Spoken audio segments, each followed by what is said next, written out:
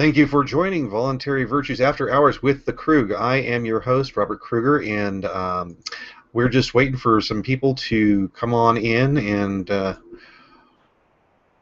shortly we will have some additional guests. Let's see here. We're going to go ahead and invite. And there we go.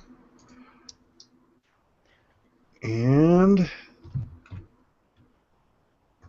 let's see. Is that right? Go live? Yeah, we're live actually right now. Welcome aboard. All right, so Kenji from the previous commentary that he was making is probably going to join us, as far as I understand it. So I'm going to go ahead and get him an invite. And let me just mute this up.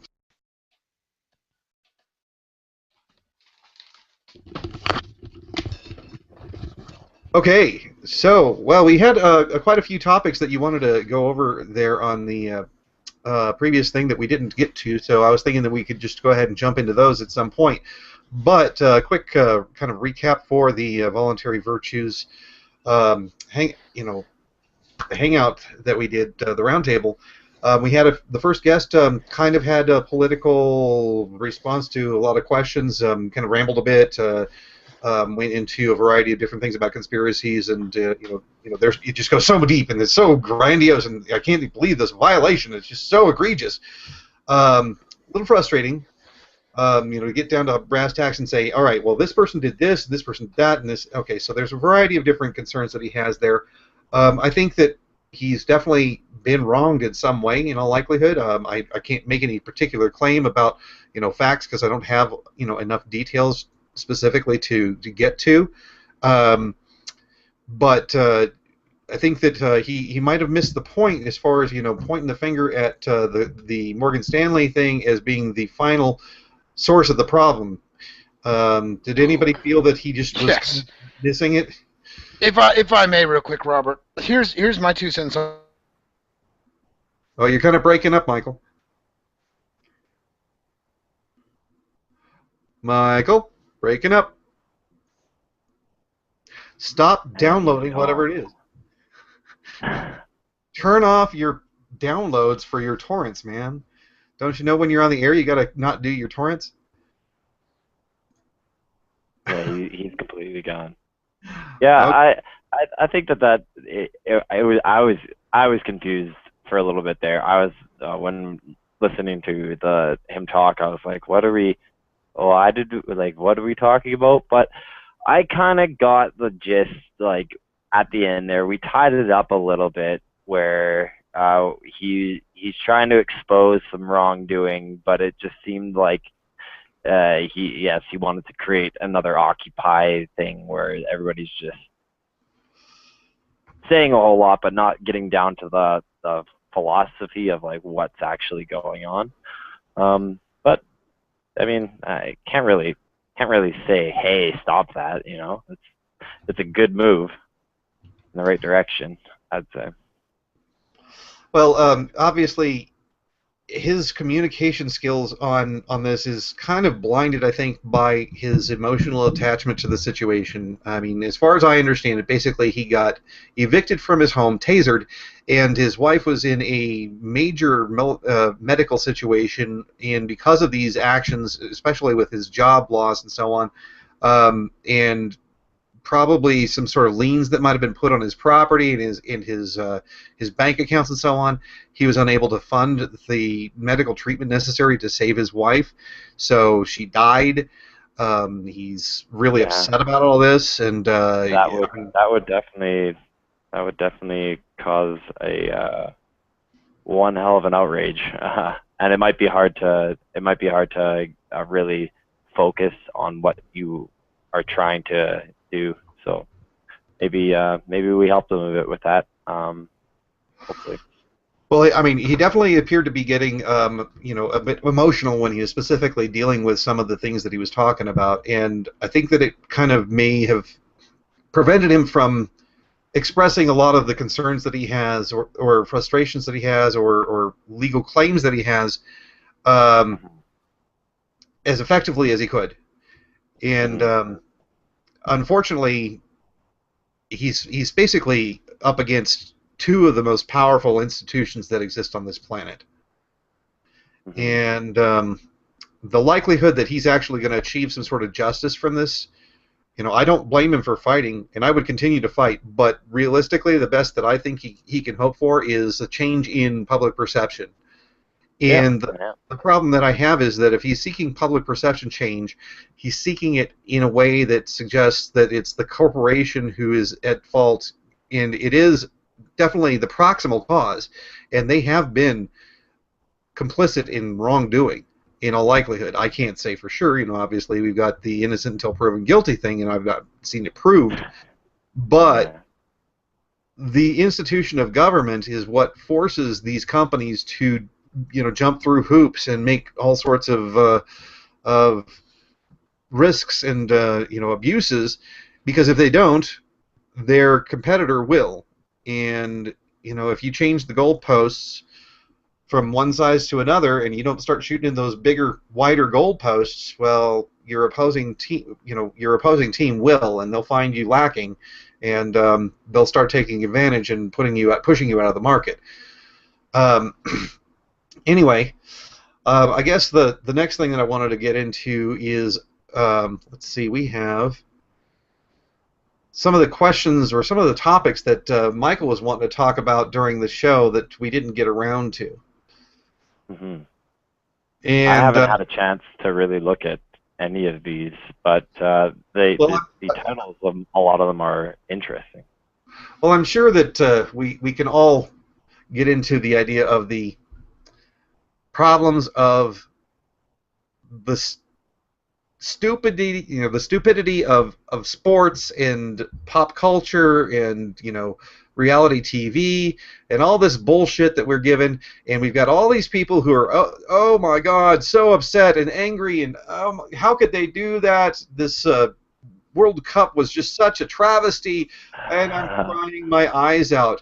And I mean, really, what are they crying over? These people there are people dying in wars, locked in cages for what, having some plant in their yard or in their home. They're freaking out about all this stuff. There's poverty everywhere. What are they crying over? Mm-hmm. The very childish to cry over. Talking about the World Cup? Yes, absolutely.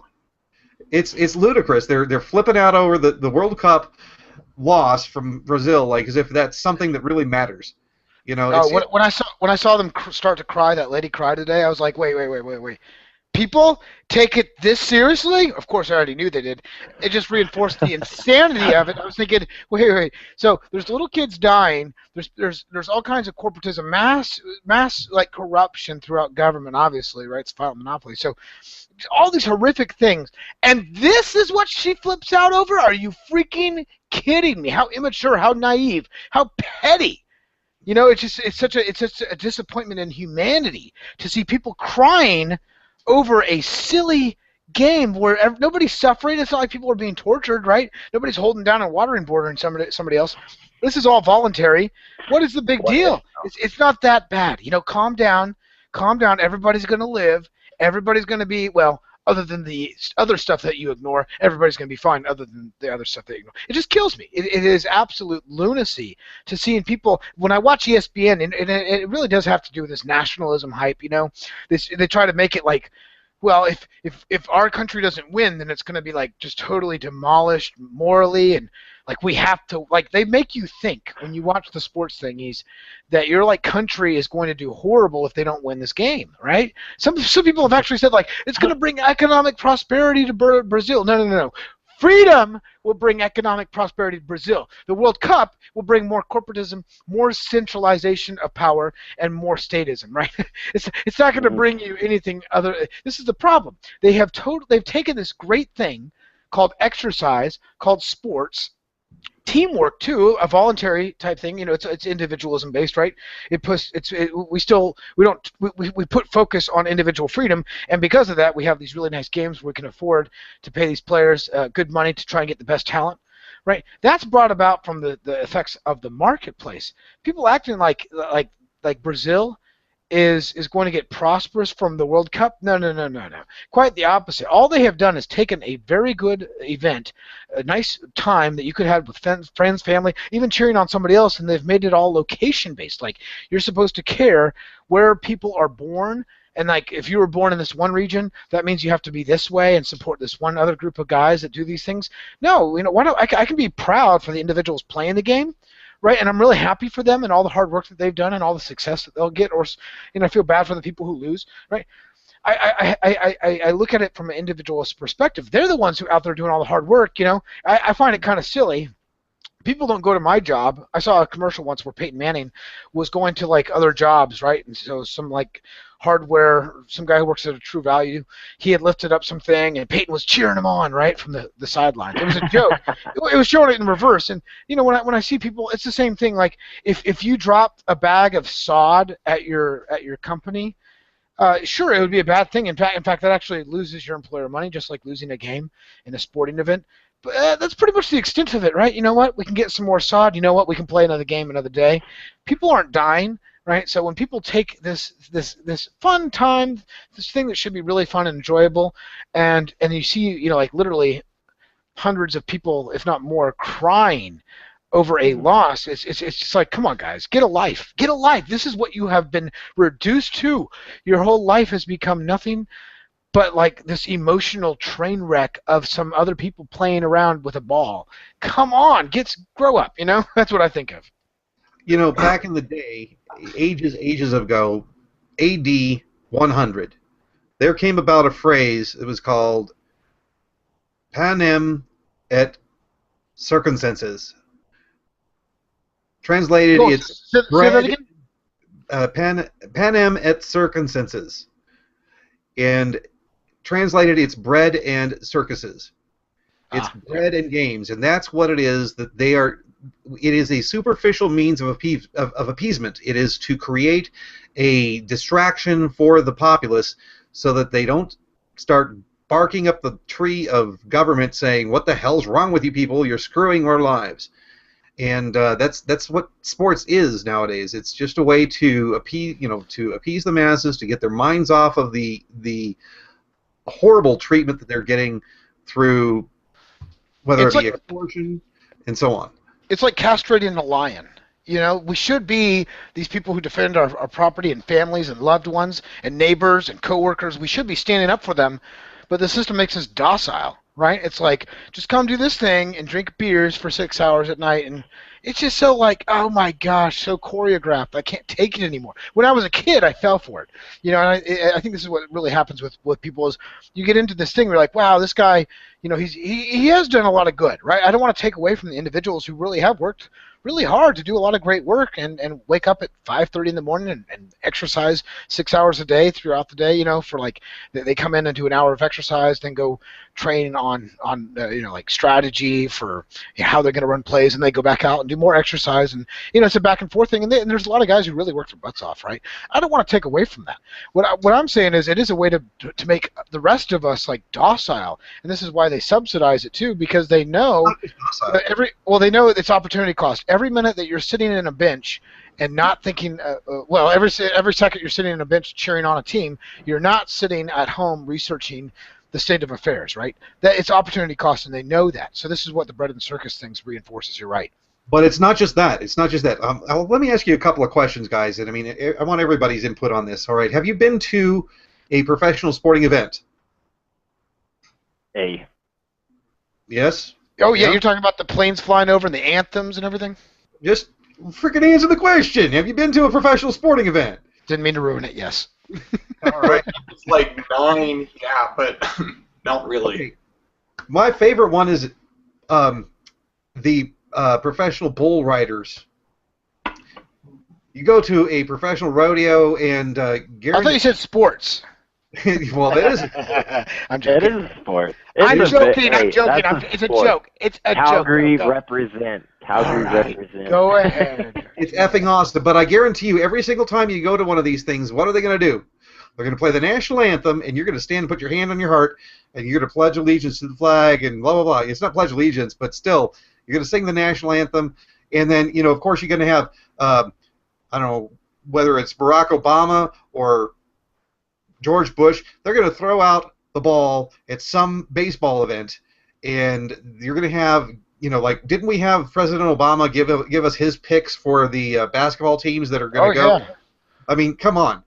The whole thing is, do you not find me to be a giver to you of these glorious things that you can enjoy yourself with? It is the state is providing you these glorious experiences that you could never have had without the state. Pledge your allegiance. Well, okay, sing the Star-Spangled Banner or whatever the hell you want to sing, but you've got to appreciate the state for giving you this opportunity to enjoy yourself in these crazy games. I mean, why don't we have Christians being eaten by lions too, or being burned at the stake? It's entertainment. Why not? Let's just go ahead and throw that one on there. Well, they would if they could get away with it, but they know that the populace has matured and evolved and adapted past that, right? That's the problem with the state. The state would do all these horrible things for its own benefit. The different, because everybody acts like there's no profit incentive inside of government, and it's only the private sector. This is the thing that's always killed me. It's like, well, we should stop business because of profit. Well, it's like, government can profit too. The point's not profit, it's the initiation of violence, right? This is the thing, they keep masking up. Once again, it comes back to opportunity cost. It keeps masking up the time that we should be spending to educate our friends, family, neighbors on this stuff, and they dish it off. Sorry, other panelists, I want you guys to talk to. Go ahead. Yeah, well, I've got just something to say. Actually, what Robert just pointed out might make this point moot, but when you were talking, Mike, about people crying and so on over Brazil losing today in the World Cup, I kept thinking, I don't follow sports. I don't know anything really about sports. I have a very basic understanding of how the state subsidizes it and so on. But first thing that pops into my head is that value is subjective. And I'm not ready yet to jump on the bandwagon of, oh, you're crying about this, and you're not crying about the more important things in life, so thus that's bad. Everybody has different values, and everybody has different emotional reactions that they'll have. that's why we're anarchists, right? Because individuals are so different and diverse, and we can't mandate how someone should react. Well, no, I don't think anybody wants to mandate how they should feel. But what we're saying is we're going to look up to people who value stopping murder over some piece of plastic rolling into another piece of nylon net. It's kind of like, all right, well, the people who are focusing on the murder and the injustice that is occurring around us, they're the ones who have my support and time. I'm just kind of saying it's a little silly to me to be focusing on this nylon and plastic when we should be focusing on the real flesh and blood. I totally agree. However, something that worries me about that argument is there's a lot of things that I will do that are recreational to me. Sports has nothing to do with that, but I will get passionate about certain things that really aren't that important. If I summit... Give us an example. Give us an example, please. Summiting a mountain peak, particularly some peaks in Ecuador that I've done that are upwards of 20,000 feet. That you walked. You climbed them, right? Yes, I climbed it, but at the same time, it's opportunity cost. Every moment I'm spending climbing mountains, I'm not researching, the horribleness of the state. But the point is, you did it, right? You weren't crying because somebody else failed to do something. You might have cried because you couldn't have done something. I can see that happen. Like, damn, I failed myself. But to cry over something that, like this game, they have no effect on the outcome. The fans really, these people who are sitting in the crowd. They had no. It's like when they say we won. No. The players on the field, the individuals. If we're looking at individuals. The individuals on the field who did the work. They're the ones who won. You sat on a bench and drank a beer or a pop and had popcorn, right? You didn't do it. So this is a difference, right? Well, maybe they see it. They paid to be there. They've probably financed this team in other ways. Well, they don't realize that they're probably more financing the government than anything, but.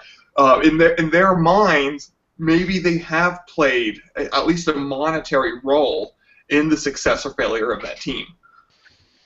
Well, Yeah, I think and that's fine. Go ahead. I think that it's important for us to acknowledge Stephen's point that Agreed. we have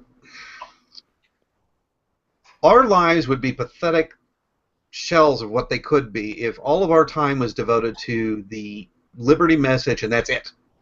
If we weren't going out and swimming and having a good time, or talking with people about how to make gardens and so on, or the sports thing that we're doing and this, that, the other.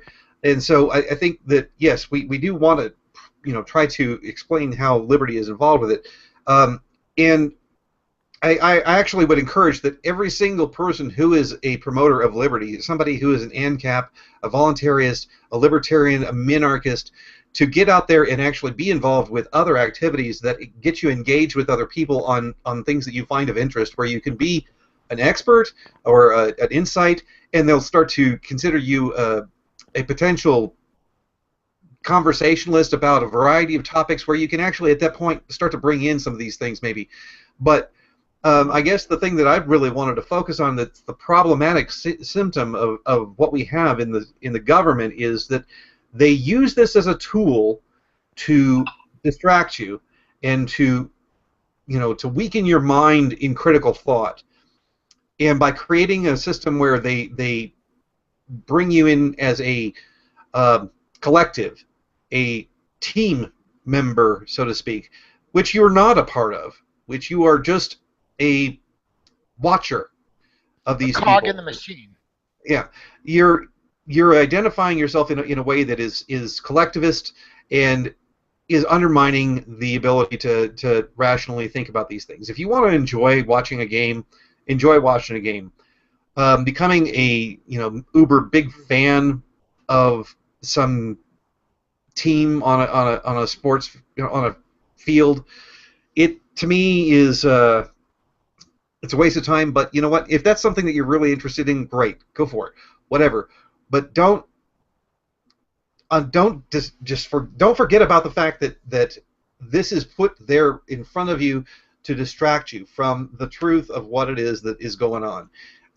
It's not a small coincidence that you're going to have all sorts of emotionally charged entertainment news that occurs at times when government is doing all sorts of crazy crap.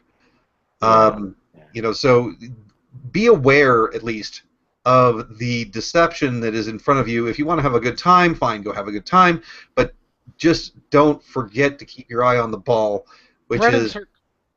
Bread and circus is a real thing. Bread and circus is a real thing, and it has gone back to political theory for years, decades, centuries. It's not just made up by Robert Kruger, right? Yes. Yeah, I'm with you. Since 100 AD, it's been going on. There are these people who they'll distract you with whatever they can. And before that, they just didn't call it that. Sorry. Yeah. It's been around forever. It's like prostitution. Yeah. So let's jump on to another topic that happened to be on there. We were going to look at the Lyft and Uber shutdown that is being ordered by this judge. I mean, seriously, we actually in Pennsylvania are seeing that. I have no doubt that this is what's going on here, is that car rental companies, taxi companies, and even probably car sales companies are going through the process of lobbying the politicians to prevent competition for what is essentially transportation services. Maybe there might even be from the lobby for the the public transportation groups. These people are lobbying the politicians to force them, or to get them to prohibit companies like Uber and Lyft from providing services to people. If you're not familiar with Uber and Lyft, what they are is basically you get an app on your phone, you sign up to be a provider of the service, and the service is that you let people jump in your car and you take it from point A to point B. And then they pay you whatever it is that they pay you. based upon whatever their circumstances are as far as the application. Some of them have a flat fee, some of them have a per mile thing, or you could just have a negotiation that occurs during the transaction. Bottom line is that they're providing transportation services, and because these transportation services are cutting in the bottom line for taxi companies, for public transportation, for people selling cars, for rental cars, all these groups have a vested interest in making sure you can't possibly choose those as your own choice. They're breaking the system of competition by imposing the "you can't do that because I've got a gun" rule. All right, just specify though who has that interest. Is it just the government itself, or is it also those he was saying the companies who are? That's what Oh, he's saying. you were He's saying the saying companies. I wasn't paying attention. I'm sorry. He's saying all of them, actually. Yeah, you've got several different interest groups that are involved with this. Okay, quite likely you're actually going to have even potentially oil companies that are interested in preventing this type of service from being offered, Right. Because realistically, if you happen to be on the west side of town and you're going to the east side of town and you make yourself available for the time, so that anybody who happens to be on the west side of town and wants to get to the east side of town as well, you can ride pool, and now you're no longer using the same amount of gas that you would if you would have to rent the car or pay for a taxi. So oil companies, rental car companies, taxi companies, public transportation unions, all of these groups have a vested interest in preventing Uber and Lyft from existing in their community to make sure that their profits are as high as possible. They're forcing a higher than normal price for their services that would exist in a market environment. And who really suffers, right? It's all the consumers who are trying to get a ride. It's people who are trying to get across town. And the thing I is, find it terrible in my city to find a cab. If more people had this, or if more people had this app in my city, I'd probably use it. But I don't think it's very viable right now. But yeah, like, my gosh, I hate the fact that I have to pay every cab driver the same amount, no matter what. When they can take twice as long to get to my house, or I just want I want a guy who I can call and be like, "Yo, pick me up." There's 20 people in the area waiting, and they're gonna come right towards you, and they're gonna be wanting your business, right? That's way too free. You can't have that. Yeah, here's the deal. There's a lot of special interest groups that lobby inside of government for one course of action or another, usually to build up barriers to entry, to push out new competition. And what happens is there's not anybody defending the freedom position, right? Who's going to go out and spend the money to, here's a perfect example, okay? Years ago, and I think Hayek or Mises used this example, years ago, or was it Rothbard? Anyway, it doesn't matter. Years ago, there was a violin company, and they knew inside of the United States, and they knew that if they lobbied for a protectionist effort to raise the tariffs on this wood that was being imported, they could put their competition out while still surviving, right? And so they did it, right? This is what happens with a state in a free society. They couldn't have gone out and used this third-party agency to try to jack up, costs on other people to push out competition. They wouldn't have been able to do that. That means that you would have violins cheaper and probably even better made, because you'd have people competing over the quality and lower, So the whole equation is just distorted, right? So this is one of the things that we need to think about, is that there's nobody defending the freedom side. Every time somebody comes out there for a lobbying effort for one business or another, they usually only lobby if they think they're going to win. And they really usually do win, so that it's only going to continue to snowball. It's like an avalanche of lobbying, and as the government grows, like 1%, I don't have statistical evidence for this, but you can imagine, right? As more people go to the trough, more money will need to be justified to fill the trough. I mean, that's just the way it works, right? And this is what I think is so dangerous with Walter Block's opinion. Walter Block, and I love the guy. I think he's been a great contributor to libertarianism, praxeology, etc., especially economics. But one of the things he says is that draining the state is a good thing. We want to drain as much as from the state as we can. Well, I says the state it doesn't necessarily steal. This is his perspective is coming from the point of view that the state is already going to maximize as much revenue as it can, and I think that's a fallacy. They could, instead of asking for 35% on the third highest tax bracket, they could ask for 40. They could ask for 43 if they really had some big special interest group pushing them, saying we need to have more funding. Well, they're going to have to go and increase funding, right? So the more that you dump on the government, the more it incentivizes these assholes and gives them excuses to go out and do this. I do not think that the state pushes for maximization of income revenue. I do think that the political pressures behind it push for this. So this is why I say don't take any money from the state. Try to be as you know, don't the money that goes into the state, it's not your money. Once it goes in there, it's gone. It's forever. They have to steal from somebody else to get that the future money, whatever they promised you, like Social Security, right?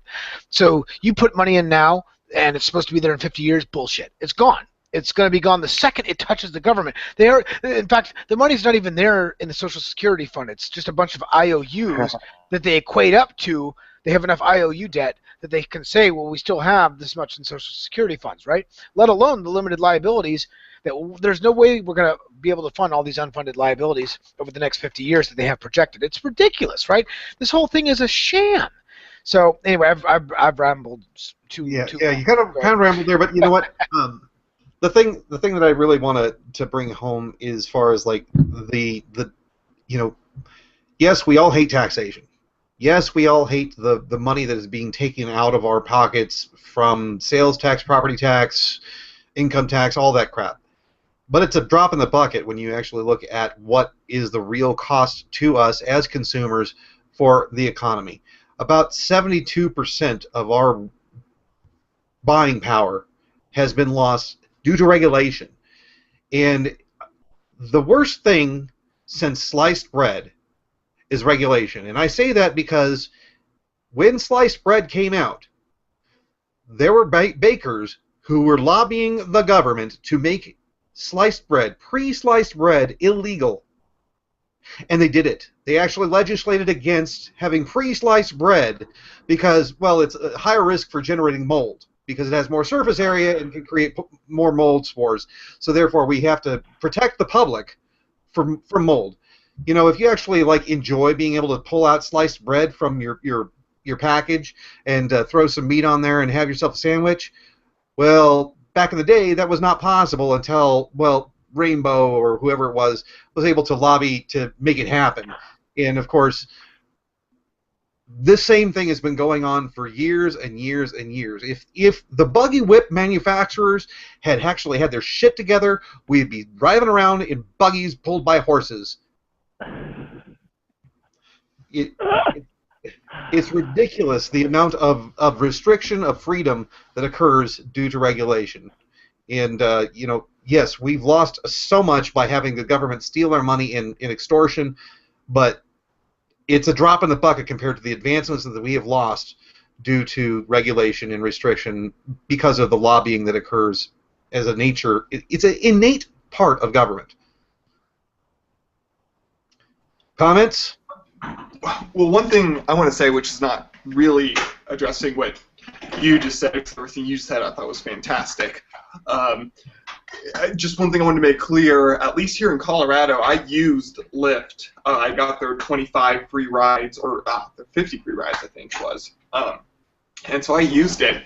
And Lyft is actually a donation-based system. So when Mike was talking about, you know, you pay however much, you actually don't have to pay anything. And I think this is really cool because I saw it as anarchy in motion. What happens is if you don't pay the suggested amount, the Lyft drivers have their settings so that they will never be paired with you again, unless I think it's up to 80% of the suggested amount. If you pay anything less than that, the Lyft drivers will never be paired with you again. So if you constantly do this in your city, you will never ever get a ride from other drivers. And I thought that was really cool, especially being a server, about If people don't, if on the consumer side, if people do not behave appropriately, how they will begin to see a drop in the quality of their service. It's going to take longer for them to get a Lyft driver, etc. That's just one thing. Didn't have much to do with what Robert was saying, but one thing I just wanted to make note. I don't know about Uber, but I just think it's really cool how both parties are held accountable by the free market in this case. It's kind of like eBay rating system. Yeah. Yes. And people wonder, how in the world would you possibly have a free market system which would provide product and service where you didn't have a regulator coming in and making sure that they were doing the right job? Take a look at The Jungle. I mean, come on, you have to read that book. It's just so obvious.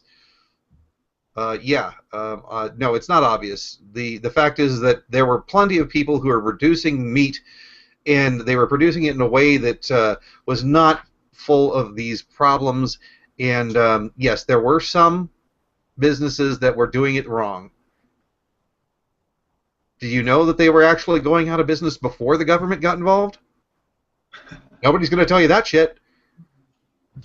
Well, even Upton Sinclair, on his deathbed, basically admitted that maybe the regulatory agencies weren't as good as he originally thought, right?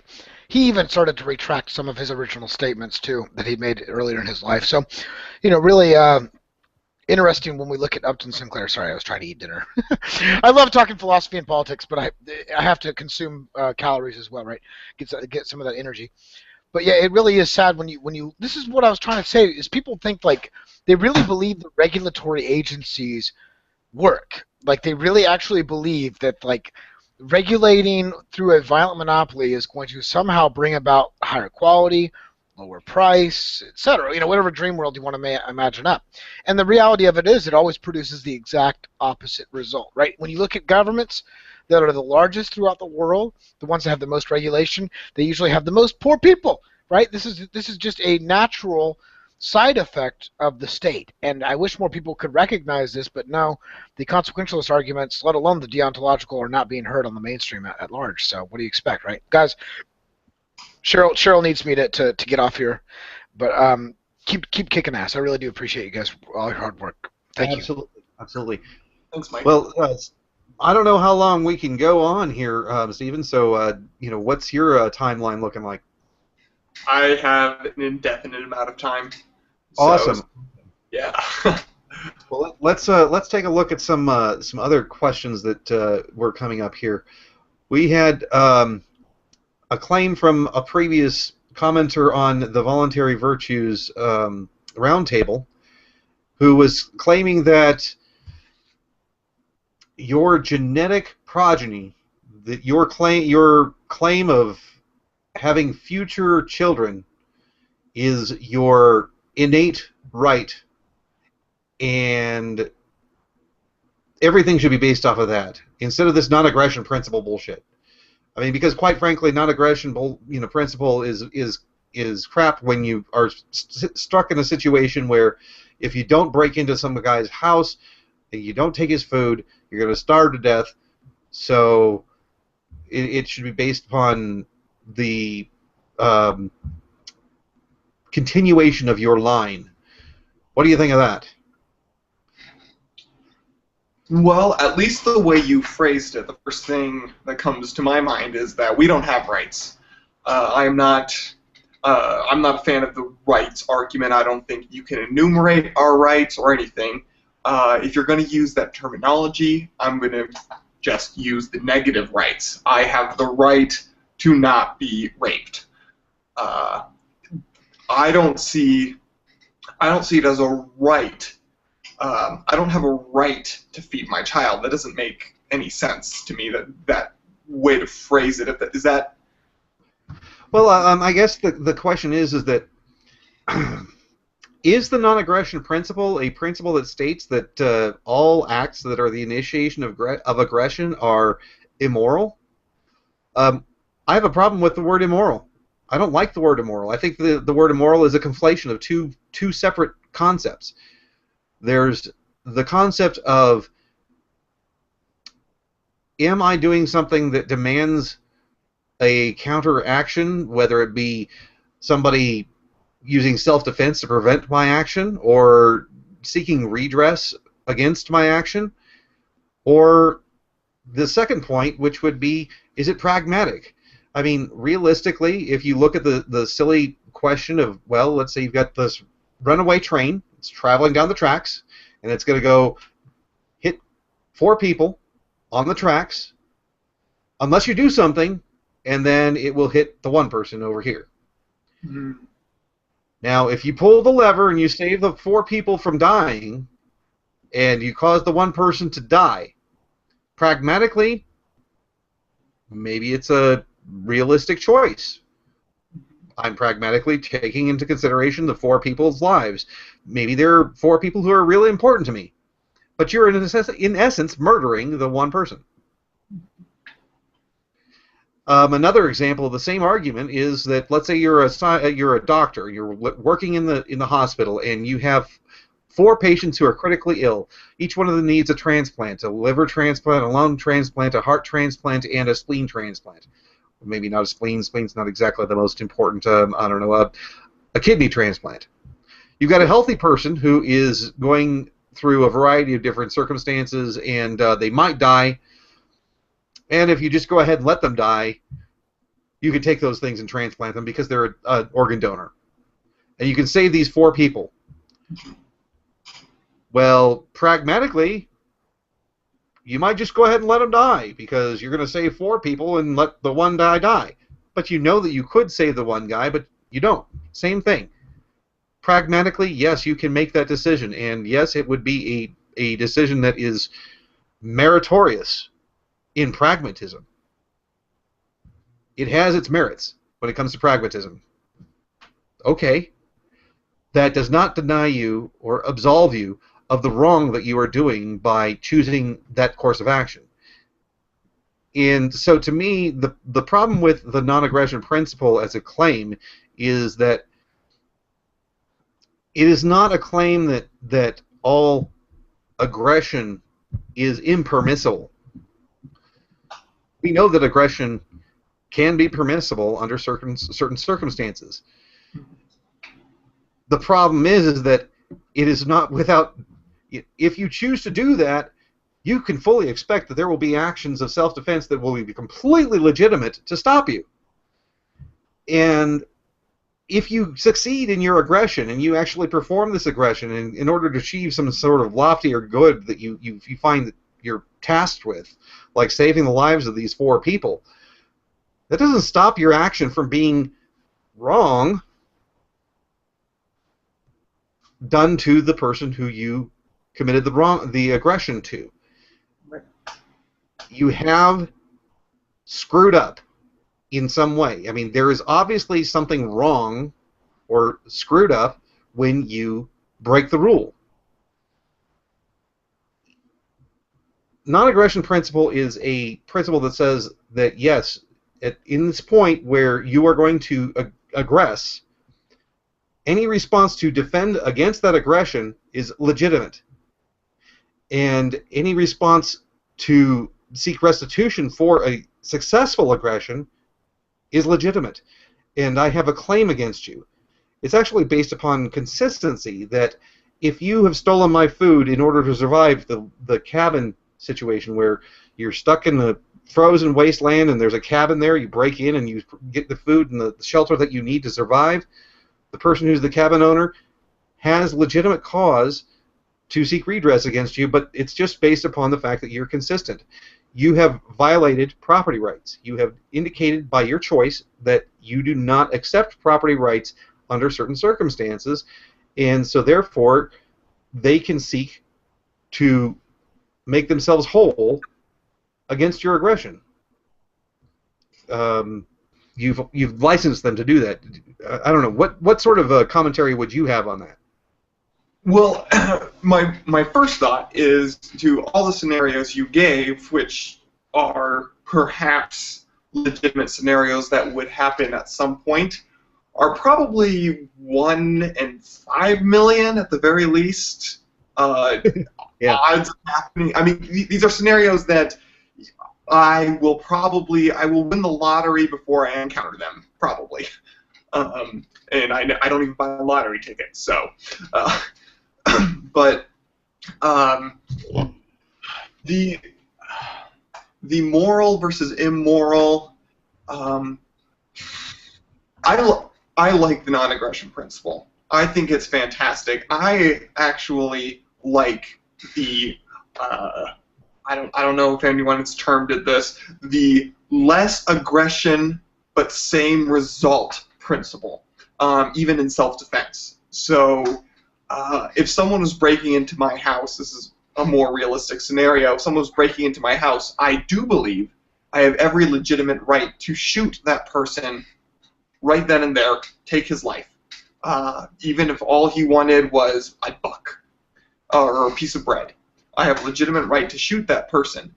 However, I think, and maybe a case could be made that I'm wrong, I'm not sold on this, but I think it would be better to try to find the least aggressive self-defense method of stopping him from stealing whatever he's in my house to steal.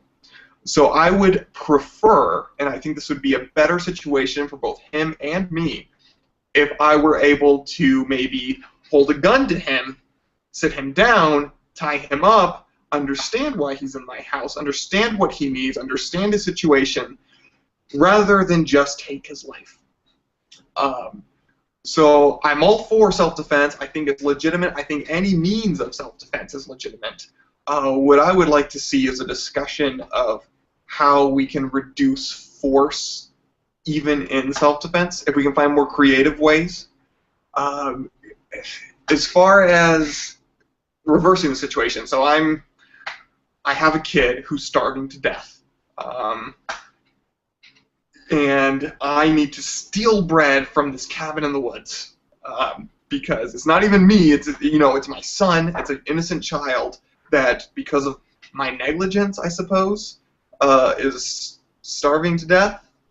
I'd have a hard time imagining a scenario that I would get my son into that didn't involve pretty gross negligence, where he'd be starving to death. So I go to this cabin. I break in, steal the bread. Is that the moral good? No, but would I still do it in this scenario? Yeah. And as you said, I have committed a wrong. And I should do everything in my power to right that wrong. If once the cabin owner discovers this. But once again, in this scenario, he's starving to death. If there's someone at that cabin, I have a hard time believing there's not something I could do, some sort of service I could provide. Anything. I'd be willing to dig a hole for you. Whatever you need, I will work for you.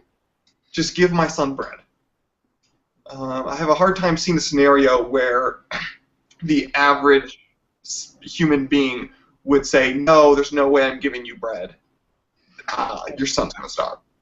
These lifeboat scenarios, they really are, they're intended to break the argument. And realistically, to me, if you don't conflate two issues, pragmatism versus a claim of wrongdoing, that my claim of property rights has been violated, or that I have a claim of loss is given up somehow because, well, yeah, it was okayed because you were providing for your starving child. Look, thievery is an act which causes a person a loss. It is a violation of what it is that they are. I mean, whether it be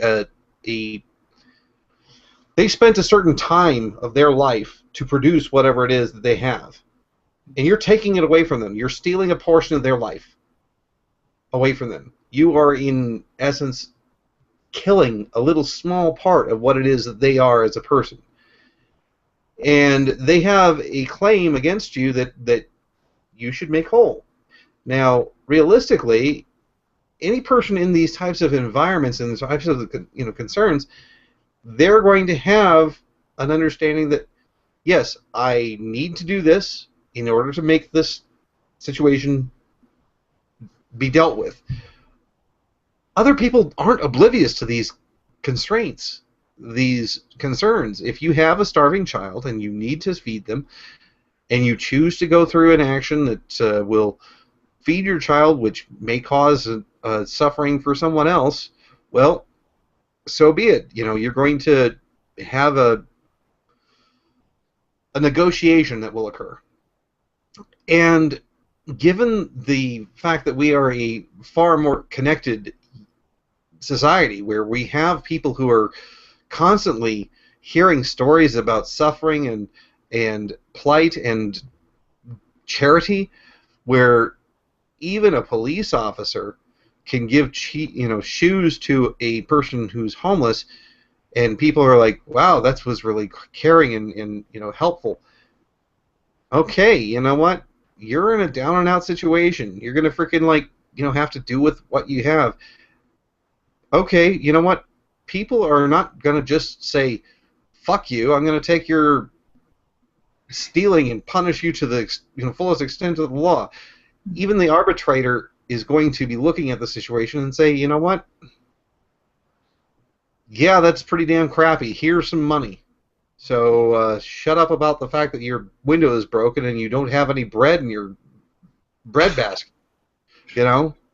Fine. You're now whole. Give it up. It's a pain in the ass. But let's see here.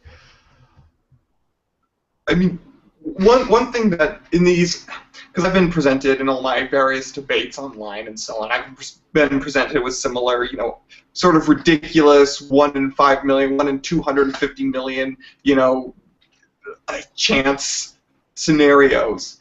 But what's never explained to me is how in the world did this person get in that scenario in the first place? And they always say, oh, that doesn't matter. You're already in this scenario. But I think it does matter.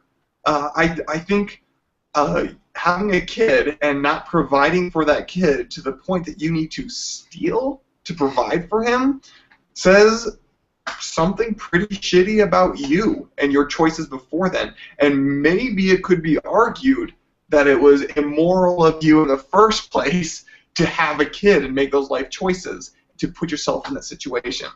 I mean, and quite frankly, if that's the case, let's just say for the sake of argument that you have a child. You do not have the means to provide for that child. And you screw up so much that you actually have to violate other people's property in order to provide for that child. At this point, the person who is seeking redress against you for having violated their property rights, they have a claim against you.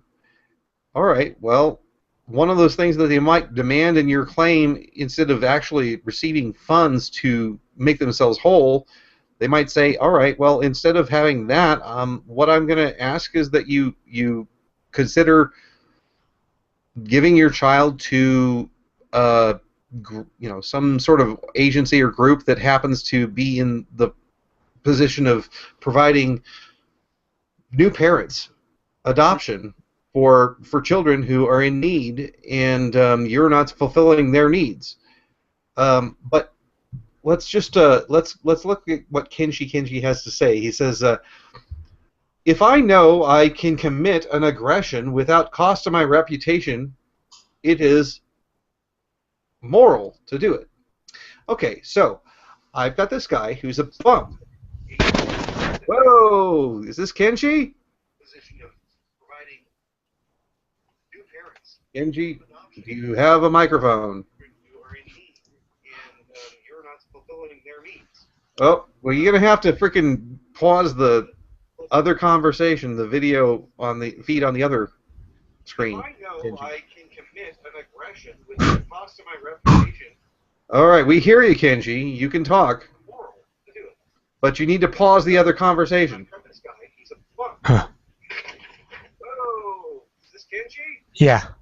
Am I coming through? Hello? Yeah, you're coming through. Yeah, I dug one up out of a box, so haven't used one in years. All right. Well, you're gonna have to. Can you mute the other conversation so you're not hearing the YouTube? Okay, so just mute it or something. Well, or shut it down. Close it down. Whatever. Yeah, there seems like there's a delay. Well, the delay is because you're watching the other thing instead of having the sound come from the Hangout.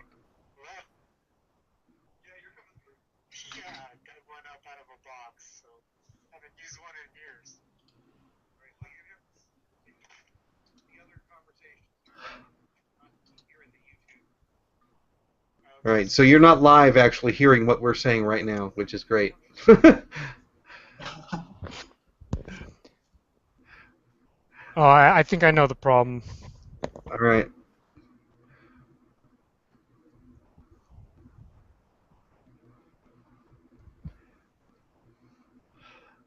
Well, maybe he'll get that fixed here in just a second. All right. All right, so where were we? Well, I guess we're going to take a short break or something because... all right. All right. Can you hear us now? Live? Nope. Not live. Okay, so... Bottom line is that Kenshi's got some concerns, some questions, and so on. And so the question was, if I can commit an aggression without a cost to my reputation, is it moral to do it? My question to you is, all right, there's a bum that I don't like, and he's just a bum. He's freaking begging all the time, and he's just in our face all the time, kind of annoying, becoming obnoxious. And I just don't like him. I just don't like him. He makes me uncomfortable, and nobody cares about him. I mean, he has no friends, he has no relatives, he has no nothing. And why not just go ahead and get rid of him? I'll just go ahead and pop him in the head with a gun, and then dispose of the body and just throw it away. Obviously, that's a moral act, because then my life is a hell of a lot better. And a guy who nobody cared about anyway, he's gone, and there's no loss. I mean, nobody's missing anything. It's a moral act, right? I just got back online, so I just caught the last minute or so of what you were saying. Okay, so you're saying that. I'm just saying. Yeah, ultimately, it all comes down to survivability, right? So even though I know you guys are emotionally invested in being moral.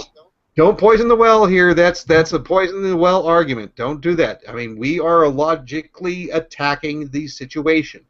If we, quite frankly, I don't like the non-aggression principle. I think that the consistency rule is more appropriate. But regardless, what's the consistency rule?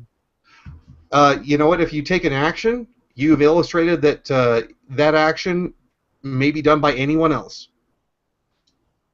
legitimately. So if you rape someone, you have violated the other person's body in a way that they did not consent to. Therefore, you have acknowledged that anyone else may violate your body in a way you do not consent to.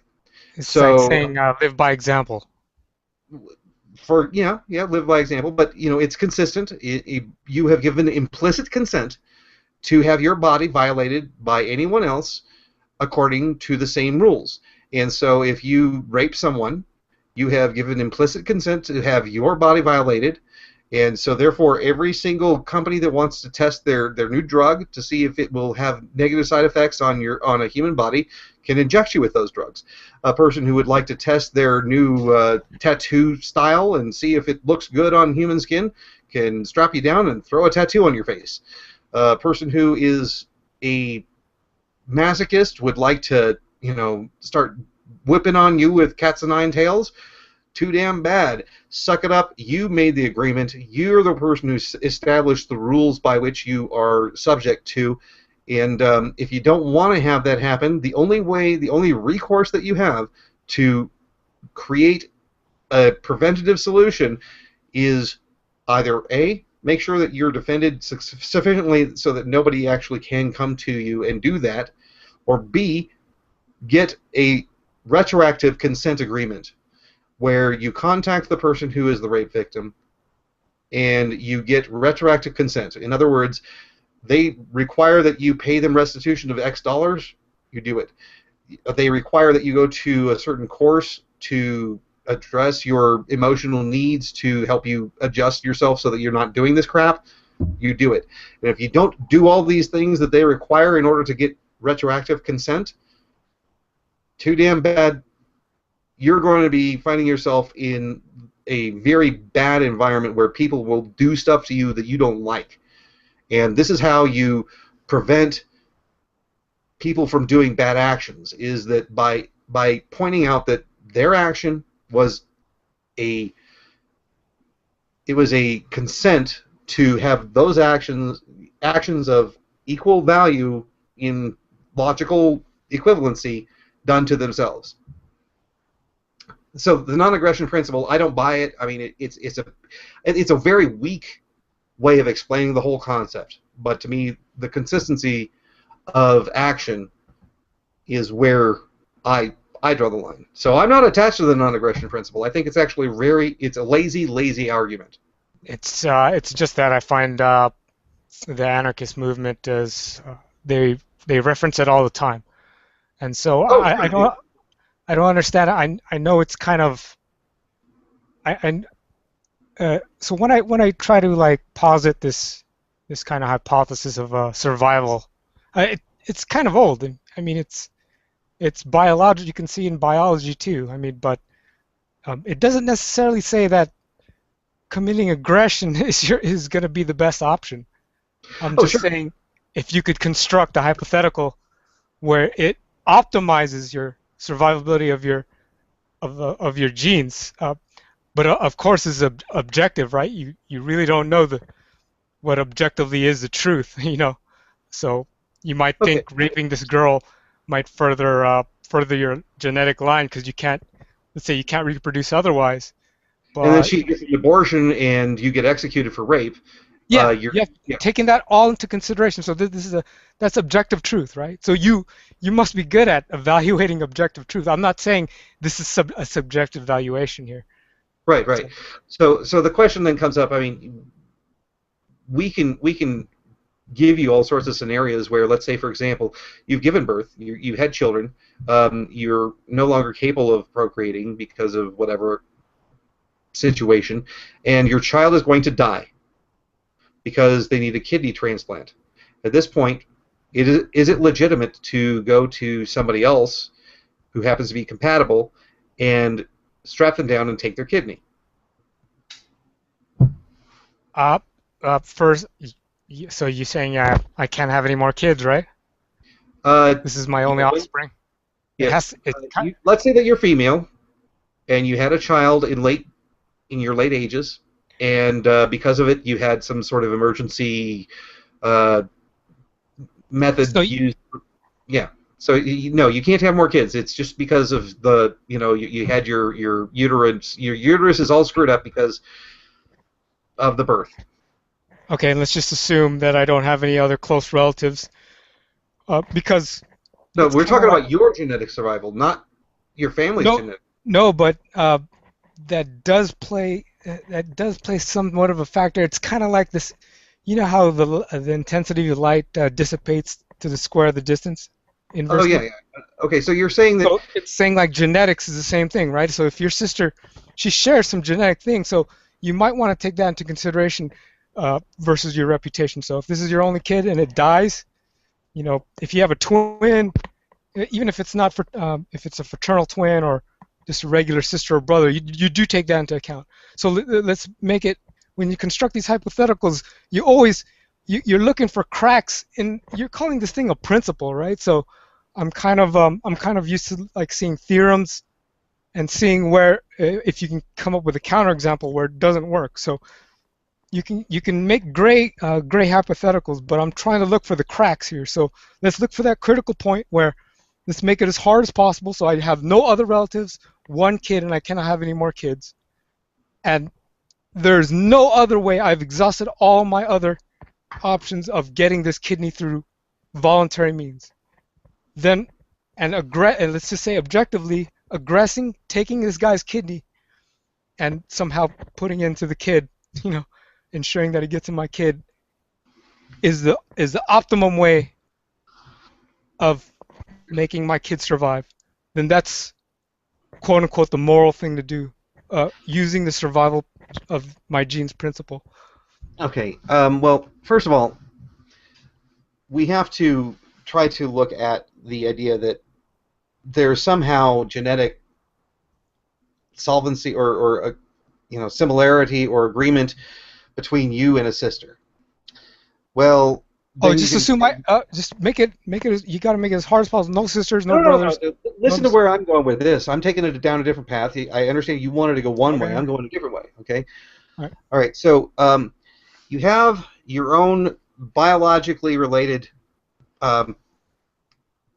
sister that's going to do this thing. All right. But then realistically, you could spread it out a little bit further. You could say ethnic group. Okay. Sure. Well, realistically, my ethnic group. All right. So if it turns out that we are living in an environment where we're under a very large pressure from an environmental concern, what you're positing, your suggestion is that if we're in a dangerous environment where we have two different ethnicities that are competing with each other, instead of actually collaborating, that it would be preferable for the ethnic groups to establish themselves as supremacy over the other ethnic group and go ahead and do some sort of ethnic cleansing. You're imposing a condition that I don't think that actually applies to real life, that non-collaboration is not the optimum thing to do. As we both know that comparative advantage and mutually beneficial exchange is almost always, you can't prove it. You can show kind of theoreticals that they do, just from comparative advantage, just that fact, just that idea of comparative advantage, it disproves that condition you're imposing. So you're trying to impose something that's, I don't agree with. That's part of reality. That not cooperating with ethnicities. That's why civilizations tend, without government, they will tend to cooperate. So you'd have to get me to agree to that one condition you just imposed in order to proceed. So if that were the case, somehow not cooperating with each other through mutual beneficial exchange and voluntary transactions, it's kind of a weird thing to do, because it's kind of like I have to suspend my belief of gravity or something. I just don't think that's reality. You want to try to redo your hypothetical? I think I lost audio.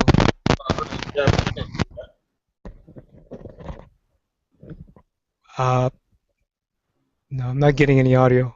Well, okay, I'm hearing something. Well, yeah. This is Steven. Okay. It's just Robert then. Can you hear me now? Oh, yeah, I can hear you now. Okay. So it was a breach. So go ahead, Steven, though.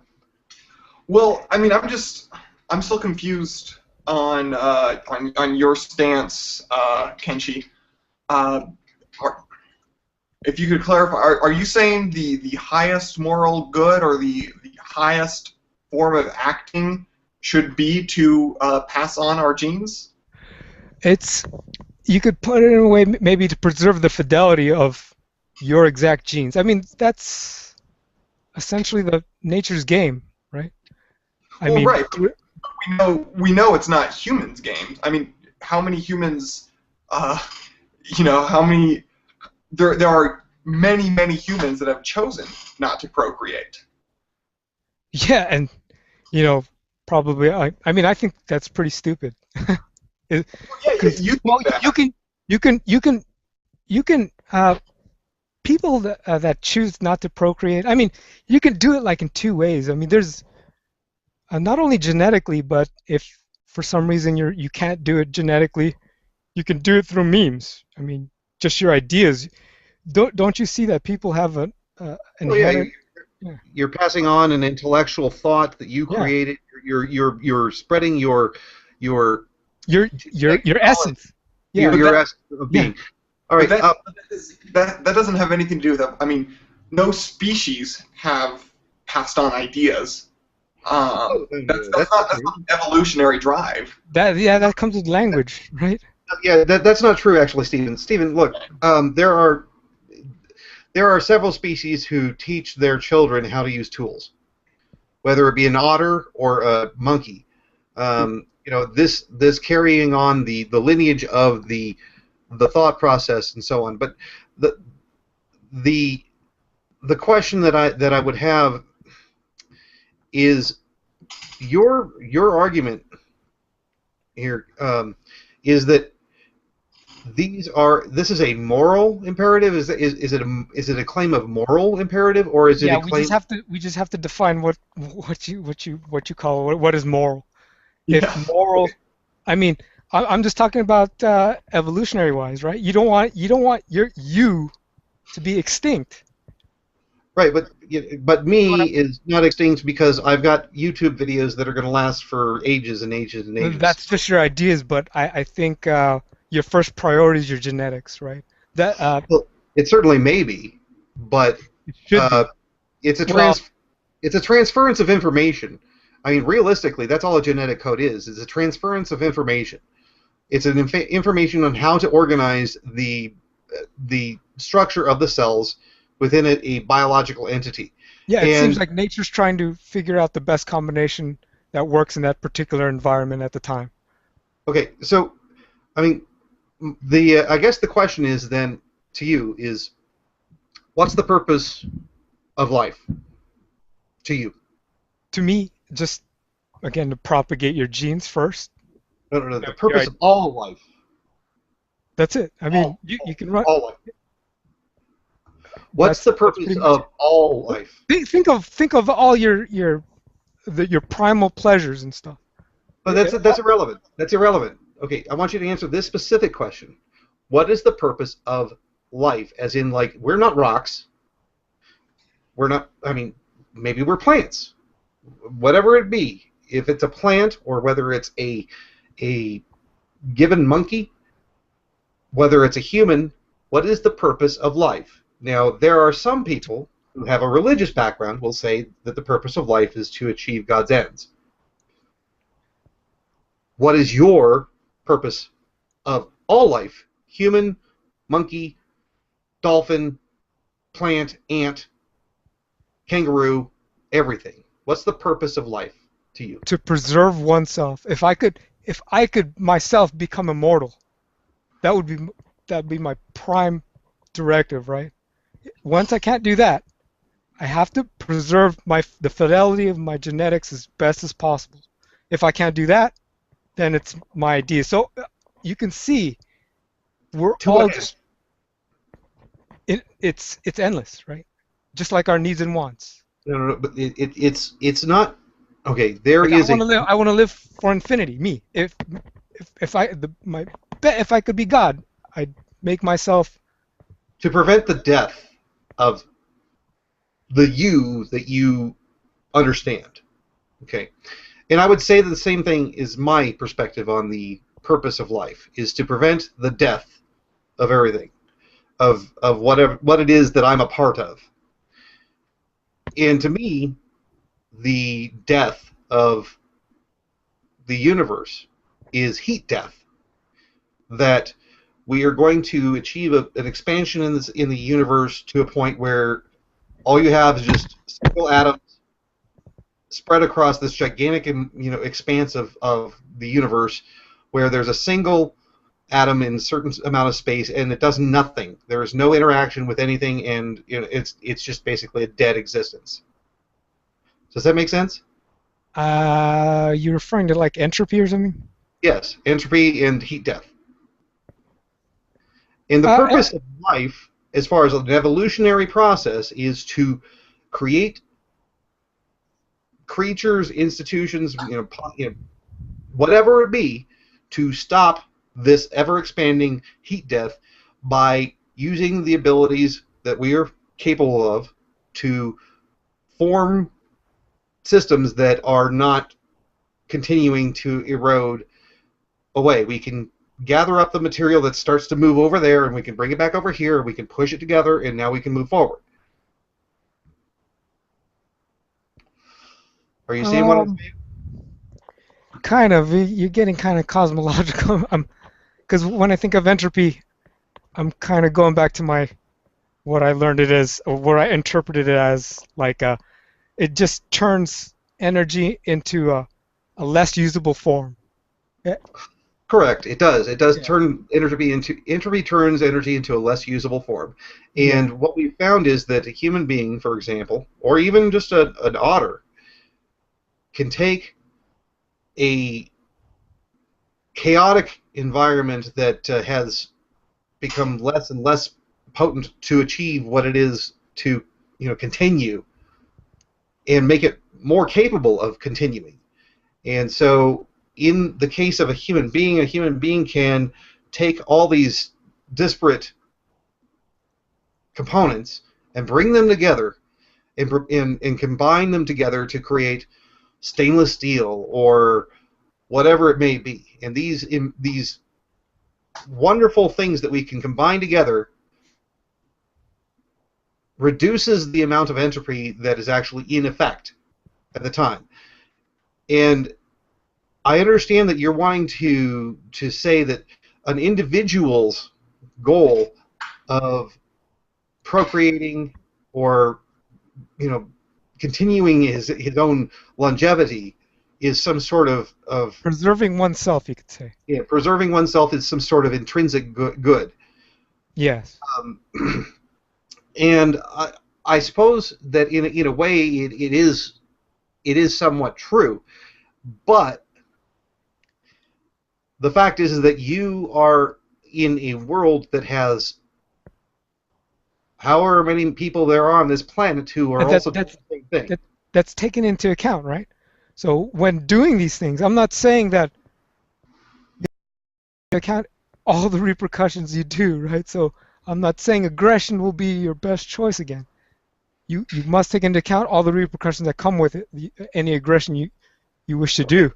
So then, if you're going to take into the repercussions, then, Stephen, why don't you give us some repercussions about the negatives of doing this action that maybe self-genetically procreating, you might be interested in providing for your own self-genetic reproduction.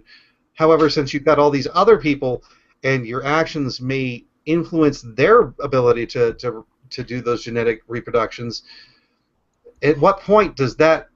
Yeah, sure. There may be a critical point where there's some damage to reputation but you have to take that into account. So again, if that's the case, once you cross that critical point, then the aggression becomes not profitable. You could say survivably profitable, right? So you're just talking about a critical point, right? I'm just saying that it exists. I wanted to get Stephen's input on this. Oh, sorry. See what he had to say. Well, I mean, isn't that exactly what the ruling class, the political elite, have done now for centuries?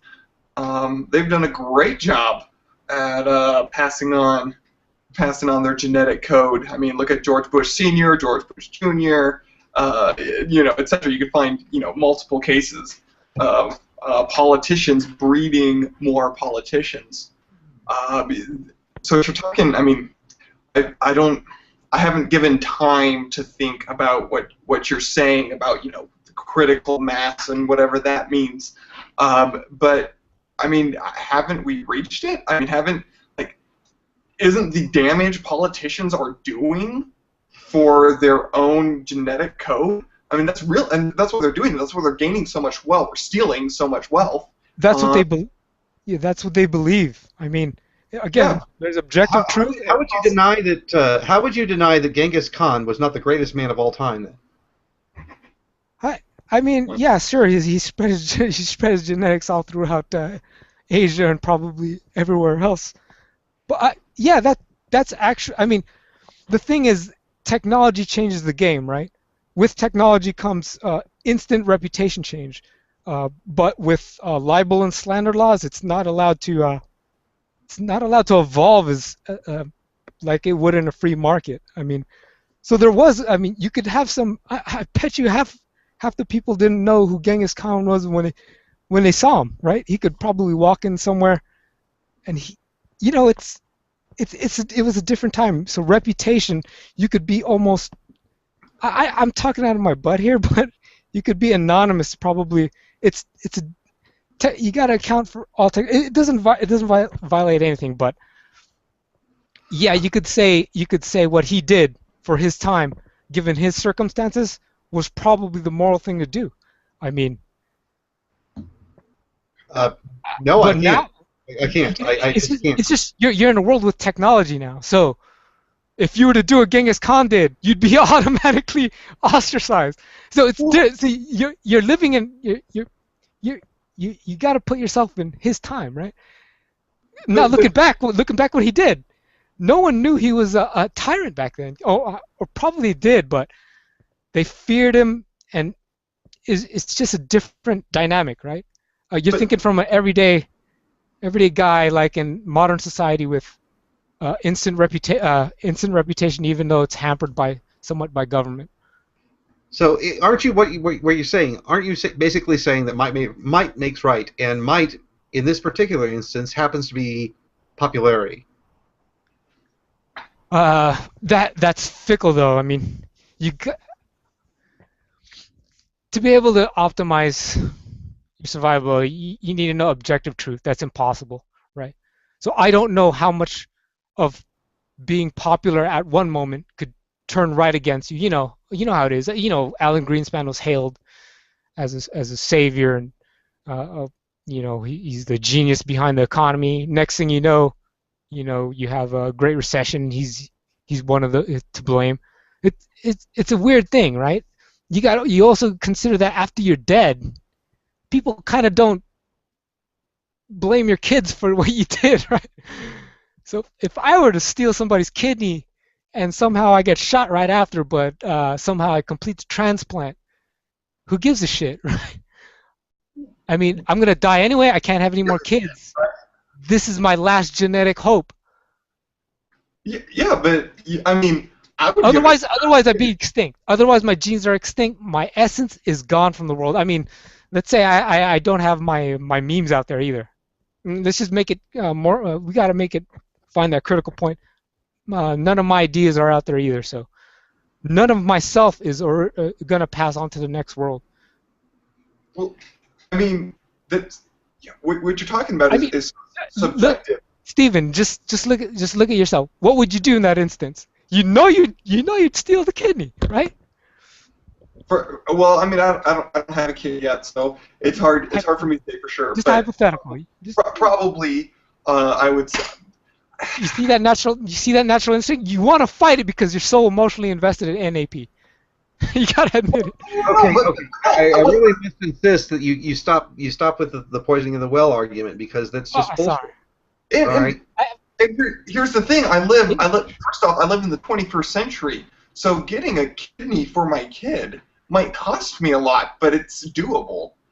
So I don't. This scenario is just so. I don't know about that. It's doable. Yeah, wait in queue. You can't buy one. Yes, you can. Absolutely. Dude, maybe, but there are so many people who have gotten away with buying kidneys, and there's been a few cases where people have been prosecuted for buying kidneys. Sure, go to Thailand or whatever. Yeah, exactly. I mean, I'm just trying to. I'm not trying to make a gray hypothetical, right? I'm saying.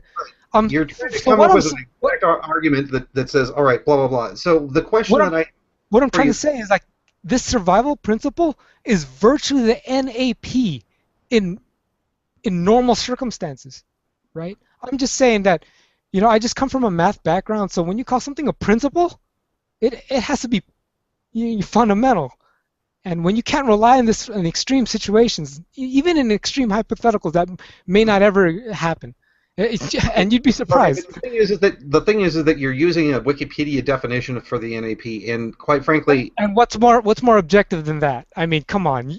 Are you serious? Wikipedia is the objective proof? Well, just look at the etymology of the word, non-aggression principle. But no, you have to look at the philosophers who developed the term. Oh, no, looking at history is then anarchy's communist, right? So come on.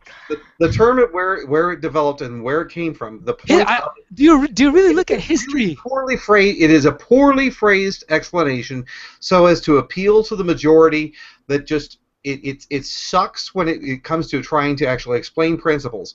It is not based upon that at all. If you read Stefan Molyneux, or if you read some of the other predecessors who provide for the NAP, Molyneux specifically says that the NAP is an explanation of when it is appropriate to use force in a situation. That's all it is. It is not aesthetically preferable behavior that demands an action of violence. It is not a preference that demands an act of violence. It is a violation of one's person of a break in this non-aggression principle. Okay, so what it is if somebody commits an act of aggression against you, at that moment when they start to aggress against you, you have immediately been granted full licensure to use violence to prevent their action. I have no problem with that part. So okay. Yeah. But that's what the non-aggression principle is. It's not saying that. That sounds like some self-defense principle rather than non-aggression. It is the self-defense principle, and it's just because of some stupid branding that some people have gotten into that says the it's supposed to be. It's supposed to be a guideline of how you're supposed to act. I mean, it's supposed to be a moral compass. No, it's supposed to be nothing of the sort. It's okay. I want you to look into the actual historical use of the term. I want you to find the original use of the phrase. Disregarding historical the history of how it came to be, I'm sure anarchists. Well, they're using it. Think it's yeah. I mean, so connotatively, because look at the name. Well, I know. It's completely mindless. It's completely dumbfounding. I mean, Stephen, I know that you love the term. I bet Stephen didn't even know that, right? Stephen, did you think NAP was just self-defense, right? Basic self-defense is good. I had definitely understood that it's not a principle in the sense of a mathematic principle. Well before this conversation, like a moral principle. And I can't cite who it was. I've heard various times that I know about how it is a guideline to act better in a civilized society, essentially. Now, did you understand it just to address what happens when someone aggresses on you, or when it's okay to aggress against others, or is it both? It should be both, because it sounds like it's missing a lot of what you should do morally. As far as it's like, okay, here's what you do. Someone aggresses against you, then you can do same amount of force or whatever. That part doesn't concern me. I definitely understood it. I mean, mostly as a self-defense principle, but I also understand it in the sense of if it's not necessary to use force, don't use it. But obviously, you and I have very different definitions of when it's necessary to use force. Definitions are trivial, right? Let's just agree to what the definition is and move on. So they're integral. They're integral. If you don't define your terms, then you can't. No, but it's trivial, right? So I can agree to whatever the definition is, like just to proceed with the conversation. So if you're really saying, like, this, if you're really saying that the non-aggression principle does not say that aggression at all times is not immoral, which if you were to ask, I bet you they're wrong. Look, I understand, but the thing that's the problem is that the non-aggression principle was used as a tool for rhetoric. So you're saying history, just the historical fact should trump any misnomer, right? I mean, if I were to say nonviolence, Let me just ask you, Kenshi. If I say to you liberal, yeah. See, the problem is this is the problem. You see the problem of using history as a guide to definition, right? No, that's my point. Is that the same thing has happened with the non-aggression principle? Is that I'm talking about modern convention use, right? Okay, but the vernacular use of the non-aggression principle is based upon people who are not familiar with the underpinnings of what it came from. Okay, and it sounded good when somebody said it in some sort of, I don't know, maybe they had some sort of meeting and they were like, you know, it's kind of like a principle that says that aggression is wrong if you initiate it. The thing is that the fact is that non-aggression principle is actually, it is the non-initiation of force. The initiation of force shall be licensed for the use of force to prevent it or to redress it. Principle. Okay, so your source is solely on Molyneux's side or something? No. Just go back to the original. It sounds like it's based on authority, right? So whoever used the term first. No. The thing is that what I'm trying to say to you is that it is a meme, so to speak. It is a vernacular that just has developed because vernacular is how it's used modern and connotatively now. Modern connotatively used. You're talking about it's just like liberal, right? So yeah, it's a bunch of modern vernacular is a bunch of lazy people who are not using their minds to actually construct a logical origin-based argument. They are using it as a crutch to explain to people who are really stupid. I mean, we've got some stupid people, okay? And we got a bunch of stupid people who are using the term non-aggression principle to justify X, Y, and Z. And they think that it's like their end-all, be-all good. I've got a trump card over everything you freaking can say to me, and it's bullshit, okay? They're basing it upon a lot of logical arguments that came before it that said, all right, you're a human, I'm a human. Anything that's a rule for you is a rule for me. And if I say that my rules are X and you say your rules are Y, then we're going to have some conflict. And how do these conflicts resolve?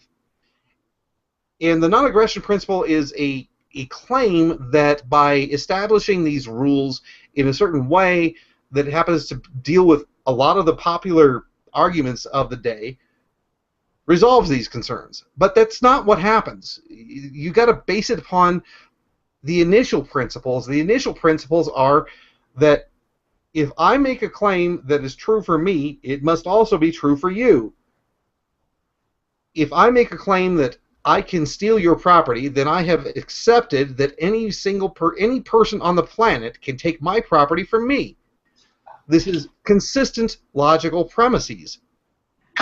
But they don't use that when they use the term NAP. They use the term NAP as if it's like an end-all, be-all, goodness gracious, we're all good.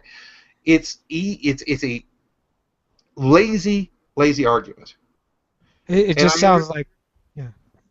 I understand your criticism of it, but the idea that what you're proposing is just even more fallacious. I don't see how, because... Okay, how is it, again... You know, Genghis Khan was the master of all men. He reproduced like mad. He created all sorts of bazillions of children that would carry on his genetic code. He was, without a doubt, one of the worst humans in all history. Sure, you're putting him in modern times, but he's dead already. Who Yeah, but would you say that somebody should be? You talk about pragmatism. He's done his goal better than any of us have. If Yeah, I he's had, got his goal, but it's not about his goal. You've got to think about the fact that, look, you might be wrong. Whatever it is that you think is best might be wrong. sure, Okay? that's where I've talked about the objective truth versus what you think. So, And what I think might be wrong. Okay? There's been a lot of debate in the blogosphere, or whatever the hell you want to call it, where people are saying, well, there's this objectivism, and you got the the anarchist perspective, and there's been a lot of fighting between objectivists and anarchists. And objectivists say that there is objective truth, and there is, well, you know what? Maybe there is subjective objective truth. Okay, by having a competition of ideologies, of perspectives, and so on, we as a species tend to like the idea of having things that create prosperity and wealth and happiness for every single, for people that are involved. So in the use of language, for example, we create the use of terms that we try to use in various different ways, and the ones that are used best, that we find constructive, that make sense, become used as a regular basis. In the same way, the ideas of liberty can be done as well, but we don't have a competition of ideas in that way. The idea that a genetic code doing that same thing, yes, I agree with you that you have a competition of a genetic code for yourself, but the thing is that you have to realize that by using your presumption of your own genetic code being superior and enforcing that upon others through rape or whatever. No, not necessarily saying it's superior. It's just that you need to propagate. You need to perpetuate it. There's nothing that says. There's no value judgment saying that it has to be. I have to think it's superior for me to. Just because I'm better. Goal. That is by de facto your own original goal. My own.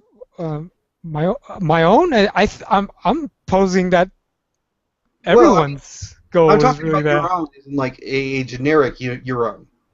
Every single person should, theoretically, should have this as their own original goal, to propagate their own genetic material forward. But they don't. That's what disproves it right there. It is No, subjective. I think Because not everybody wants to procreate.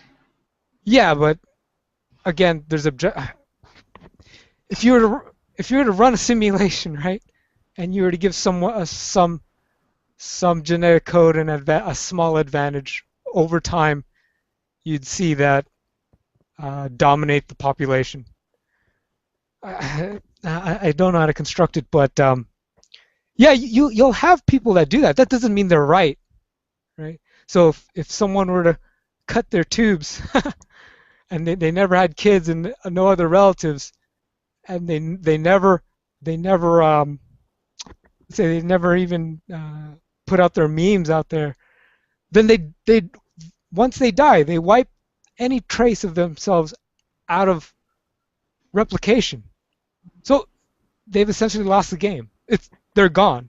So that tendency, let's say if there is a genetic component to that behavior, will become extinct, right? Nature will if you choose not to. I mean, just looking at those two traits, let's say there's a genetic gene that says it turns on. If it's on, then you want to preserve your genes. The other says no. Over time, the one that wants to preserve their genes will dominate the population.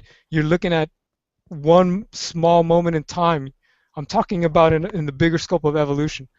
It kind of works with the biology thing. It's the same thing. It's just it kind of includes economics, and when you include economics, you do take into account reputation. You do take into account you're playing a repeated game, right? So I can't just go out and rape somebody because I'm going to be known as a rapist, right?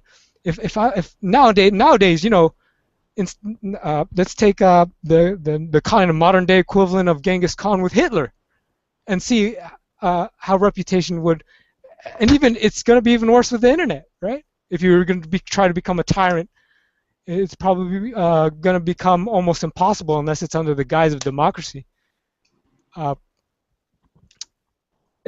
Just got to put everything in perspective, but I'm just saying that I don't know what objectively is optimizes my survivability, right? It could be that non-aggression and having my reputation so good maybe would be a better choice, but I'm just saying if it wasn't, like, let's say if objectively it's hypothetical where I could say killing this guy, aggressing against this guy, doing aggression would benefit survivability of my genes or my ideas, then that would be the quote-unquote moral thing to do. And if you want to define moral as, it's kind of circular.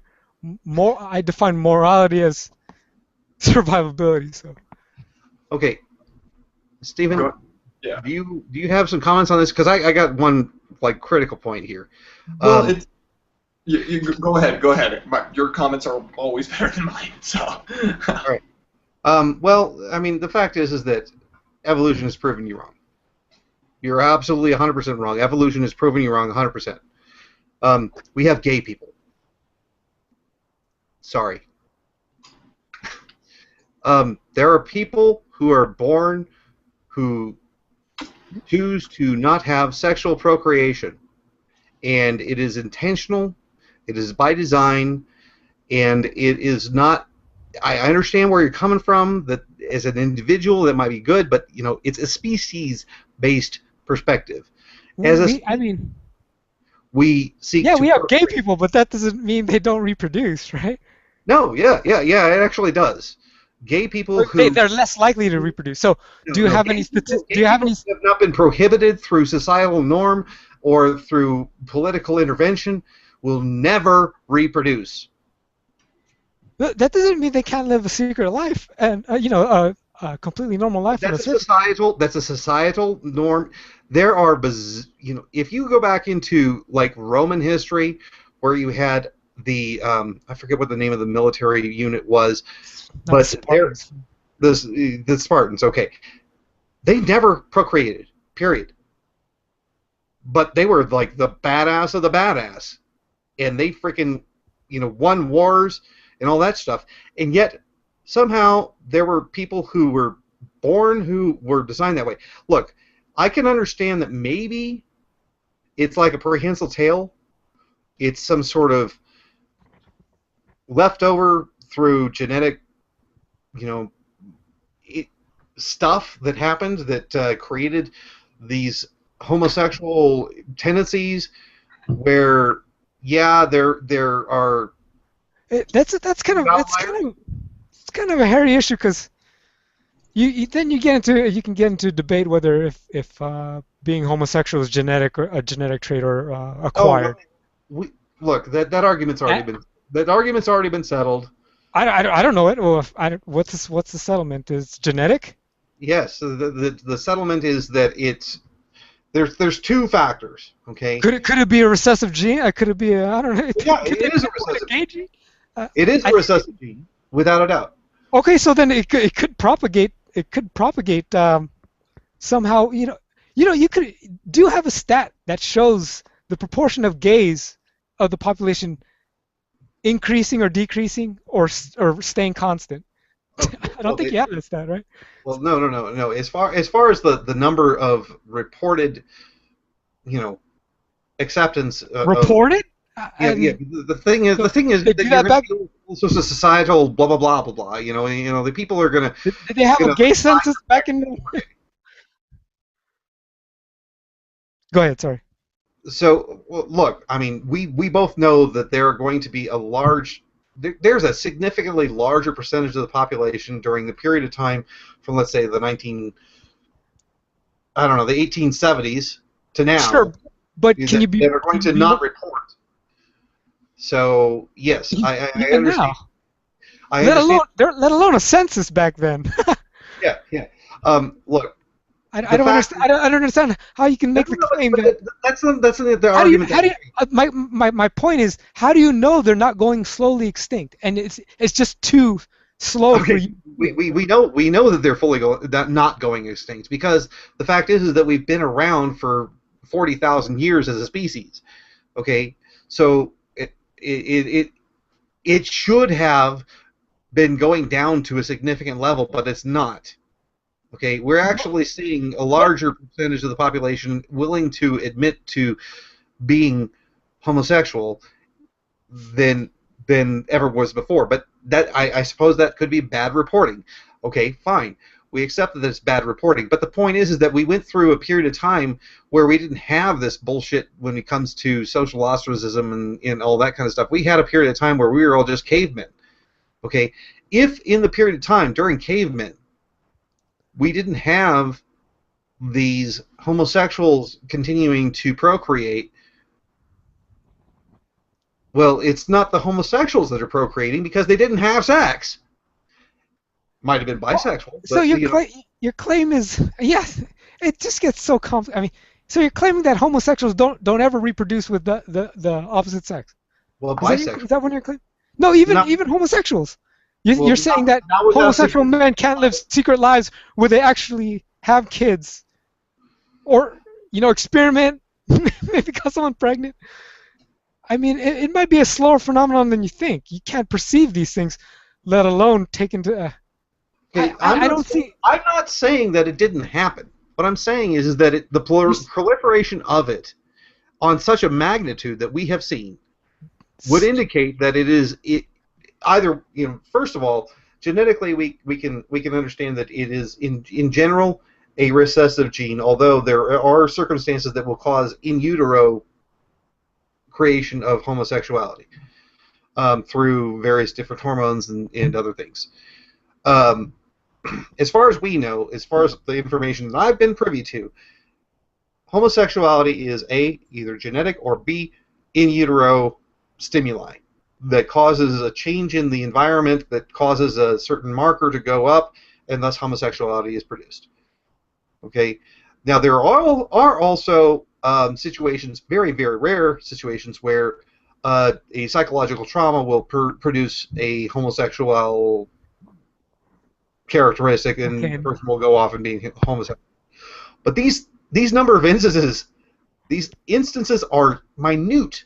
They are like 1 in 1,000, 1 in 10,000. So you have to have a comparison statistic. What's that statistic that shows me that the proportion of gays in a population is actually increasing, and it's not just due to response bias? Oh, of course not. I mean, realistically, there is no measure because we don't have the measurements for older periods.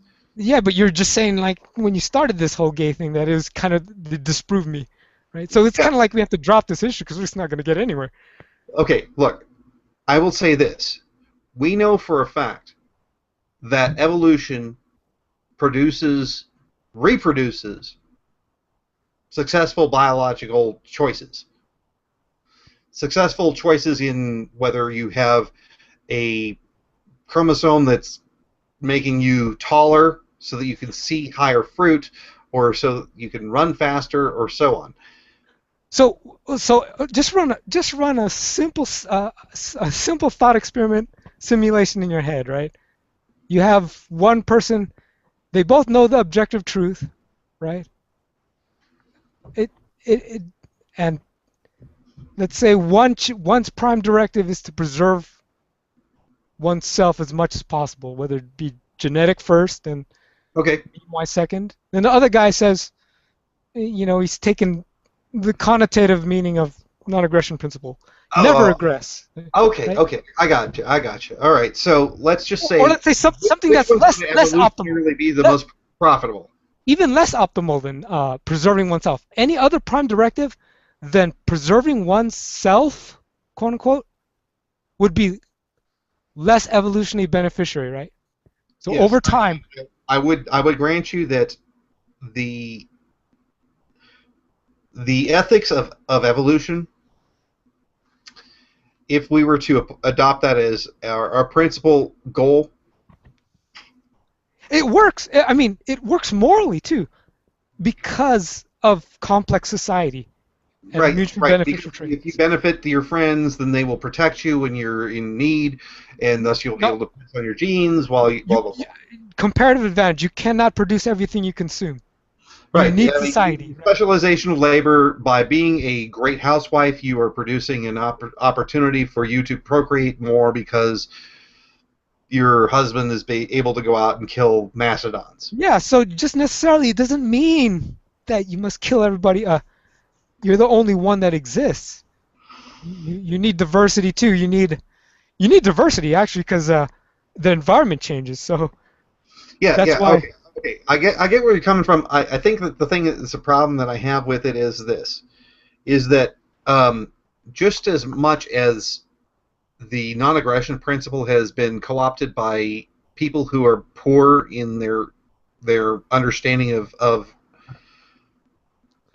That's 99% of the anarchist yeah, population. yeah, yeah, you know what? We deal with a society. Look, I just most I people. really I don't, but I just let me sorry to hammer this point home. I don't like going to No, no, no. I'm historical not going roots to of historical meanings. nothing. I'm not going to historical nothing. All I'm saying is that, as a general rule, people are dumb. Okay, at least 50% of the population is below average intelligence. Okay, average intelligence sucks.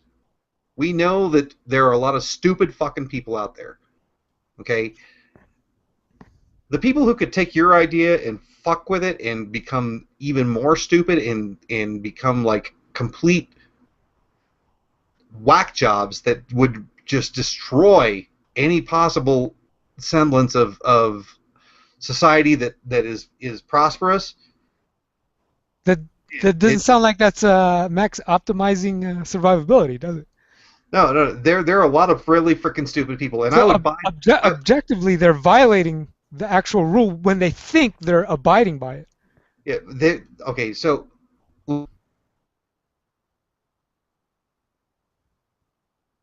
Okay, lost audio.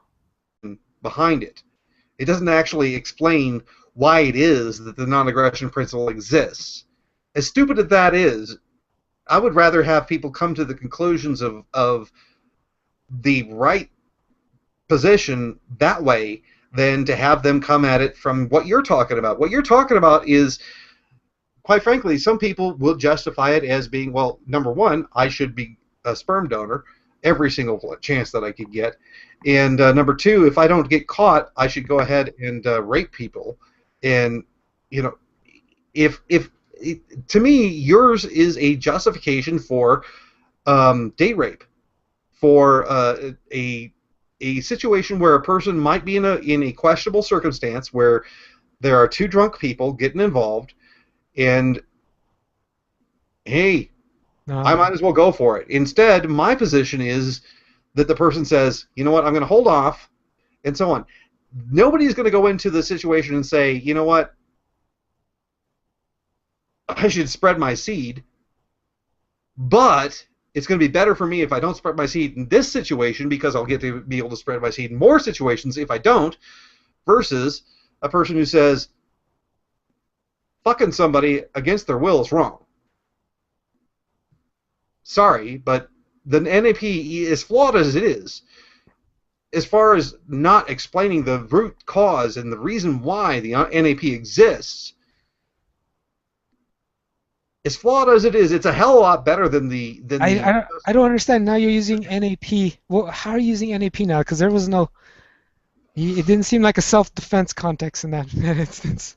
No. I'm saying that the bad use of the NAP, Okay. that you're familiar with, Yes. No aggression. that I think that is completely lacking in moral principle in the original basis of it. Okay, they're just using it as a lazy explanation as to how to deal with things because it sounds good.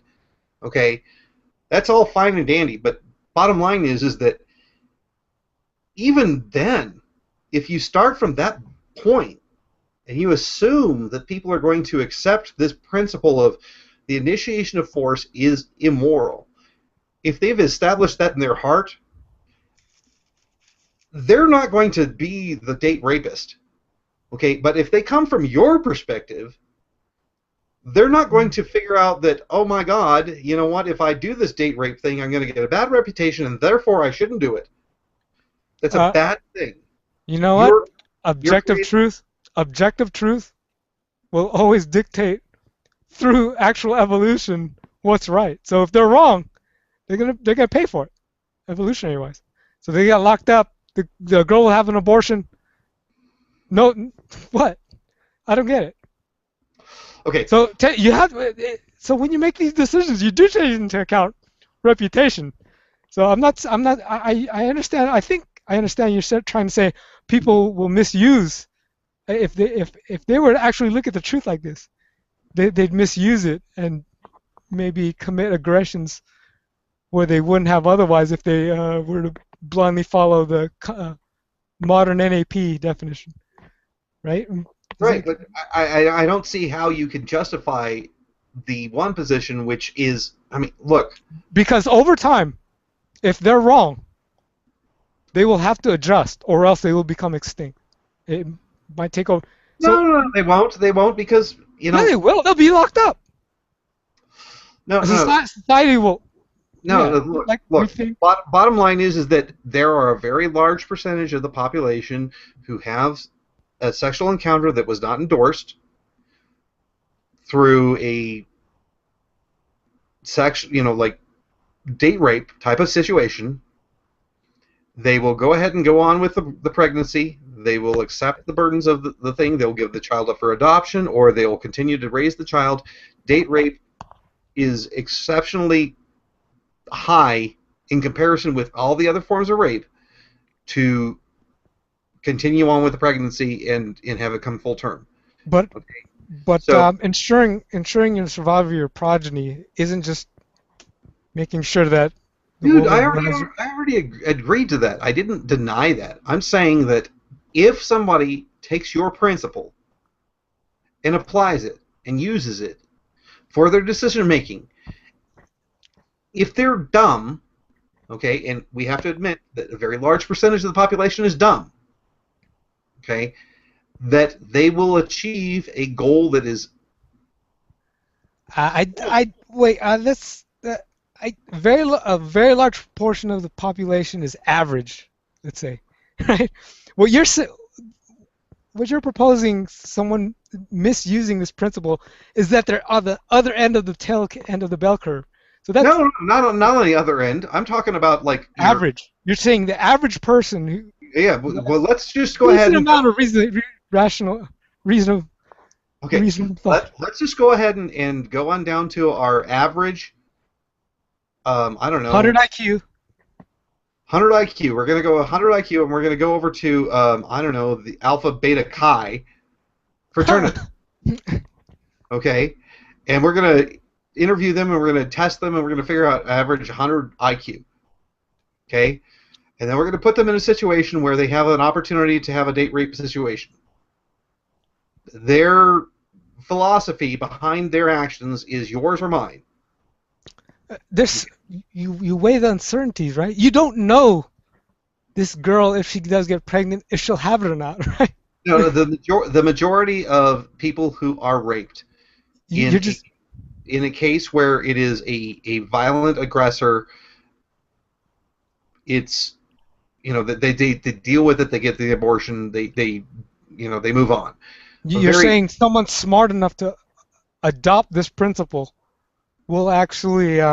No. They don't have to adopt. They don't have to be smart to adopt your principle. Your principle is very, very easy to adopt. Stupid people can adopt your principle easily. I don't know. It's so politically incorrect now. I think the pendulum swung on the other side. I get heat from everybody I bring it to. How can you say that? Of course you do. Because look. Of course you do. Politically incorrect. No, not just because it's politically incorrect. Because it incentivizes bad action. No, you got to know objective truth will punish you. It'll punish you. It doesn't matter if you think that. it's transitory, right? Let's say you do. Well, let's just say for the sake of argument that what you're saying is correct. Okay. It'll evolve, right? People will see what happens to this guy. That's what I'm saying. Let's just say over the course of time that your objective truth will win out. Okay. The amount of time that it will take for it to occur. And we don't know this. You're just. This is my proposition. This is my suggestion. It's just your best guess. It's just conjecture. It is conjecture. Yeah. But I think it'll be fast. Information technology these days. People do dumb things on YouTube. They have to wait if it's gonna make them money or gonna kill them, or make them famous. It's a wait, right? Everyone's trying to strive to know objective reality. It is a wait, but the thing is that the position that you're advocating, in my opinion, is dangerous because of dumb people. Isn't everything dangerous because of dumb people? No. Having guns, having weapons? Do you advocate having weapons? Because it's the same argument there. No, it's not. It's not the same. Dumb people might misuse it, right? No, that's not what I meant. That's not the same argument. Something exists that might be beneficial, net beneficial to society. If it's net beneficial to society, and you want to consider us. Okay, the thing that I really find troubling in your argument is the collectivist response that I'm getting right now. Okay, I don't give a shit if society benefits.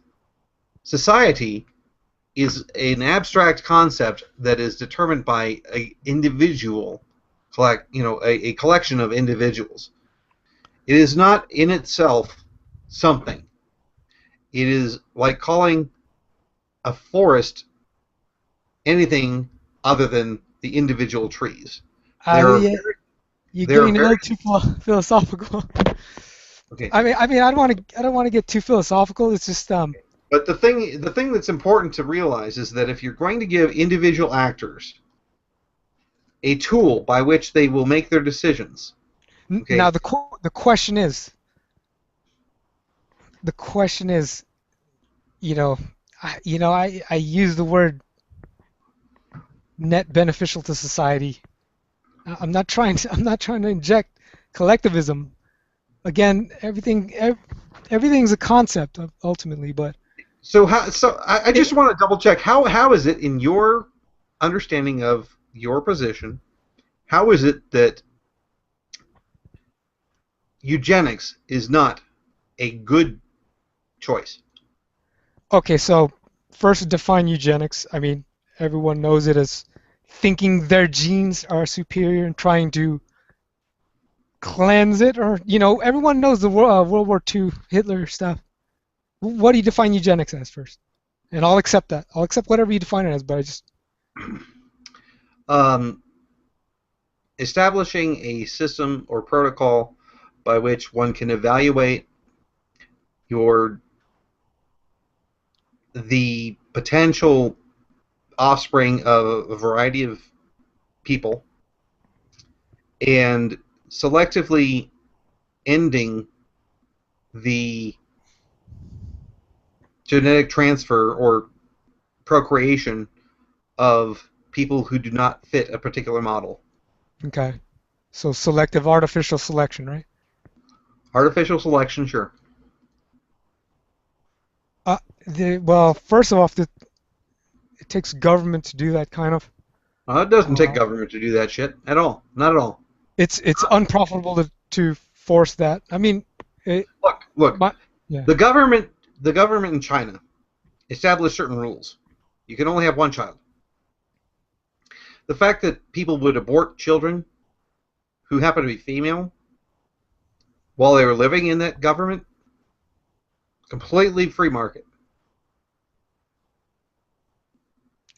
So the one-child policy rule. What would you say they were aborting female children? Yes. Not because of that one-child policy. There was no government policy that said abort female children. No, but was there an economic reason because of that policy that There would was a cause government policy that said you could have one child. Yeah, I know. I know that. Okay, well, because of the economic realities of the male-female dichotomy, males are far more productive economically. Therefore, every single parent who was going to have a child that was going to be female, who could potentially proactively kill that child, would do so that they could try again and get a meal. Yeah, but you're saying it can't. But it doesn't have to be a government constraint. Well, your example relied on it, so. No, but my example did. But it doesn't. It doesn't have to be a constraint. Let's say, for example, they come up with one that doesn't rely on it. Okay, all right. Let's say that you're living in Tanzania. Mm-hmm. Okay. And you're dealing with the fact that you have a farm that you have to grow. You have to grow food. You have to raise cattle, so on. A deserted island or something? No, in Africa. Okay. We could just go ages past. Let's just say we're freaking in Israel or like the Middle East or anywhere in Egypt. Can you just do a deserted island example? I like those. Well, deserted island, okay. Look, we have found that in the particular constraints that we are economically, or not necessarily economically, but physiologically, the hardships that are endured in this environment are such that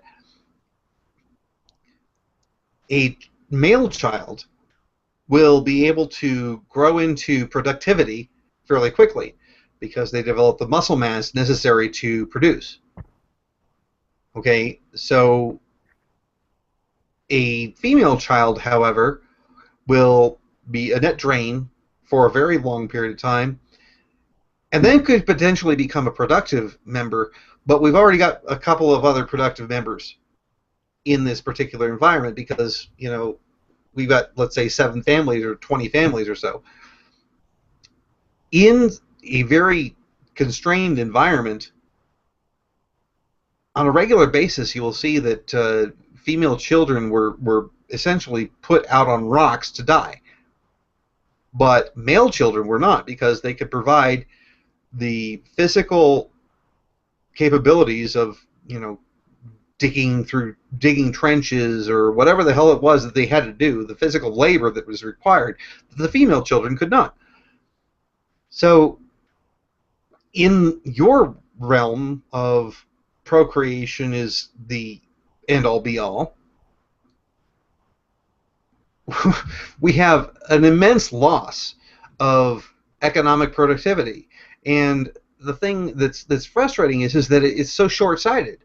It's a system that doesn't integrate the specialization of labor or the opportunity of benefit from other things that where. What was the artificial selection in that case again? Well, the artificial selection was the fact that the males could. Yeah, but did we kill excess female babies or something? Yeah, absolutely. It happened all the time in Greece, even ancient Greece, in ancient Greece and Rome, and even before then. What the hell was it? And this was due to resource constraints. Males actually have the physical capability of going out there and harvesting the crops. Okay. The females do not have the physical capability of providing sufficient benefit as far as economically for their labors in those. Yeah, these historical examples, though, I don't know the context to which the government was involved in the policy. It wasn't even government. We could talk about Macedonians or the cultural thing you're saying. No, it was an economic factor. It was an economic decision. It was a look. So let's say objectively there was enough resources. That's right. That's exactly what happened. Okay. We don't have on desert island for kids. You have infants, a girl and a boy. And you can't feed two girls and a boy. You have 2 girls and a boy. You can only support one. 2 girls and a boy. I have to make because you have a problem that you need someone to reproduce. So I'm trying to make it so that you have the luxury of killing one off, right? So you need at least one. The thing is that you still have a wife, and that she can reproduce. Oh, okay. Yeah, I'm trying to account for all the females on the island. Okay. Okay, there's a wife, and she's still capable of reproducing, right? Oh, sure. Okay. Or Okay, actually, so you have this. Okay, the whole point of dowries comes from this. Okay, yeah, that females become they're completely worthless in this world that you're trying to ascribe to. Look, I wish that I could talk about it for ages and ages and ages, but look, what I'm saying is this. The NAP, as imperfect as it is a representative of what we should do. It is people taking the cart before the horse.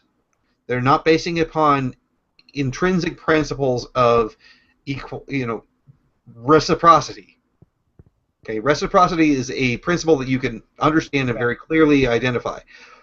If you don't establish reciprocity as a preliminary to the NAP, then you're making a mistake. A lot of people make that mistake.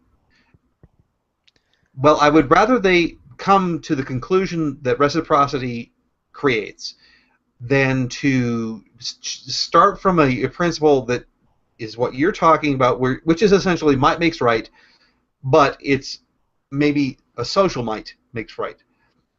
And I don't think that the end result of what you're talking about will achieve any sort of semblance of prosperity for generation upon generation, which accepts the specialization of labor. The biggest thing that I have a problem with is, in your case,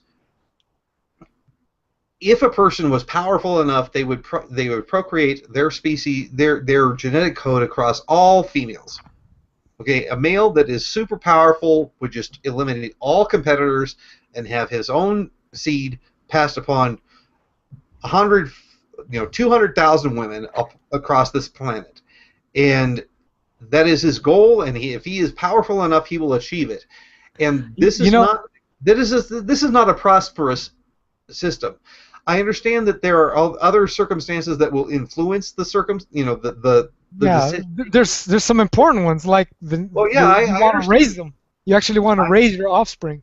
I do your memes on them too. So I do understand that, but genetic imperative is not a significantly valuable. If you were to combine genetics and memes, you take into account that facet of self, then it encompasses what you're talking about. It doesn't. You're purely talking about genetics, right? Spread my seed, and I don't care if I can't, raise them myself. We already agreed that Genghis Khan was the biggest badass there ever was. These are pop-up hypotheticals. I don't really have a chance to think, but thinking on it, you do want to raise your kid. You want to ensure that they survive. You don't know, just spreading your seed like a cockroach and not knowing. Why is it that you wouldn't say want to have 2 children and that's it? Because if you have more resource constraints, you cannot communicate the necessary level of involvement to more than 2 children. Yeah. So you see, so imparting your memes is kind of like it's not just a memes. MEMES. Yeah, non-genetic transference of culture, ideas. Norms. It doesn't have to be norms. Norms have to do with what society thinks is. Okay, but memes to me is like a picture with some text on it. No. Oh, sorry. Yeah, actually, memes are anything passed on through non-genetic means. And then I did use means that time. Anything passed on through like culture, songs, ideas, all those are memes. I know the internet's twisted memes into smart ass caption with it. But that's what Right. memes are. It's kind of like a supplement to genes. So not Well, only are you the unfortunate thing is that we've reached, we've gone 15 minutes over the time that we're normally allotted for the show, so I'm going to have to call it short, but at least we got you on and able to at least discuss some of the things that we were talking about. I'm not necessarily disagreeing with you 100%. yeah, think about it. I think you got some points that need to be explored a little bit further, but And it seems like your main argument was that some dumb people might misuse it. not No, not necessarily whether it's right or wrong. Or no. Quite frankly, the truth is to me is that, look, if somebody will act in an action, if somebody declares an action through their use of their body to do something, whatever it be, they have intrinsically given permission for the same action or similar in kind to be done to them. This is consistency. This is reciprocity. It is true. That sounds like it follows the same logic of the Bible. Well, no, it's not. It's not about the Bible. It's about mathematics. If it's a transitive property. Yeah, I know that. If you have an addition, you can have an addition. If you want to add 20 on either side of the equation, it works. Okay. It's assuming you're balancing this two sides of the same equation. Right. So you're assuming everyone's almost kind of equal, almost. Well, in a sense. Everyone is equal in the sense that they have moral equivalence, and in the moment that they take an action, whether it be, I don't know,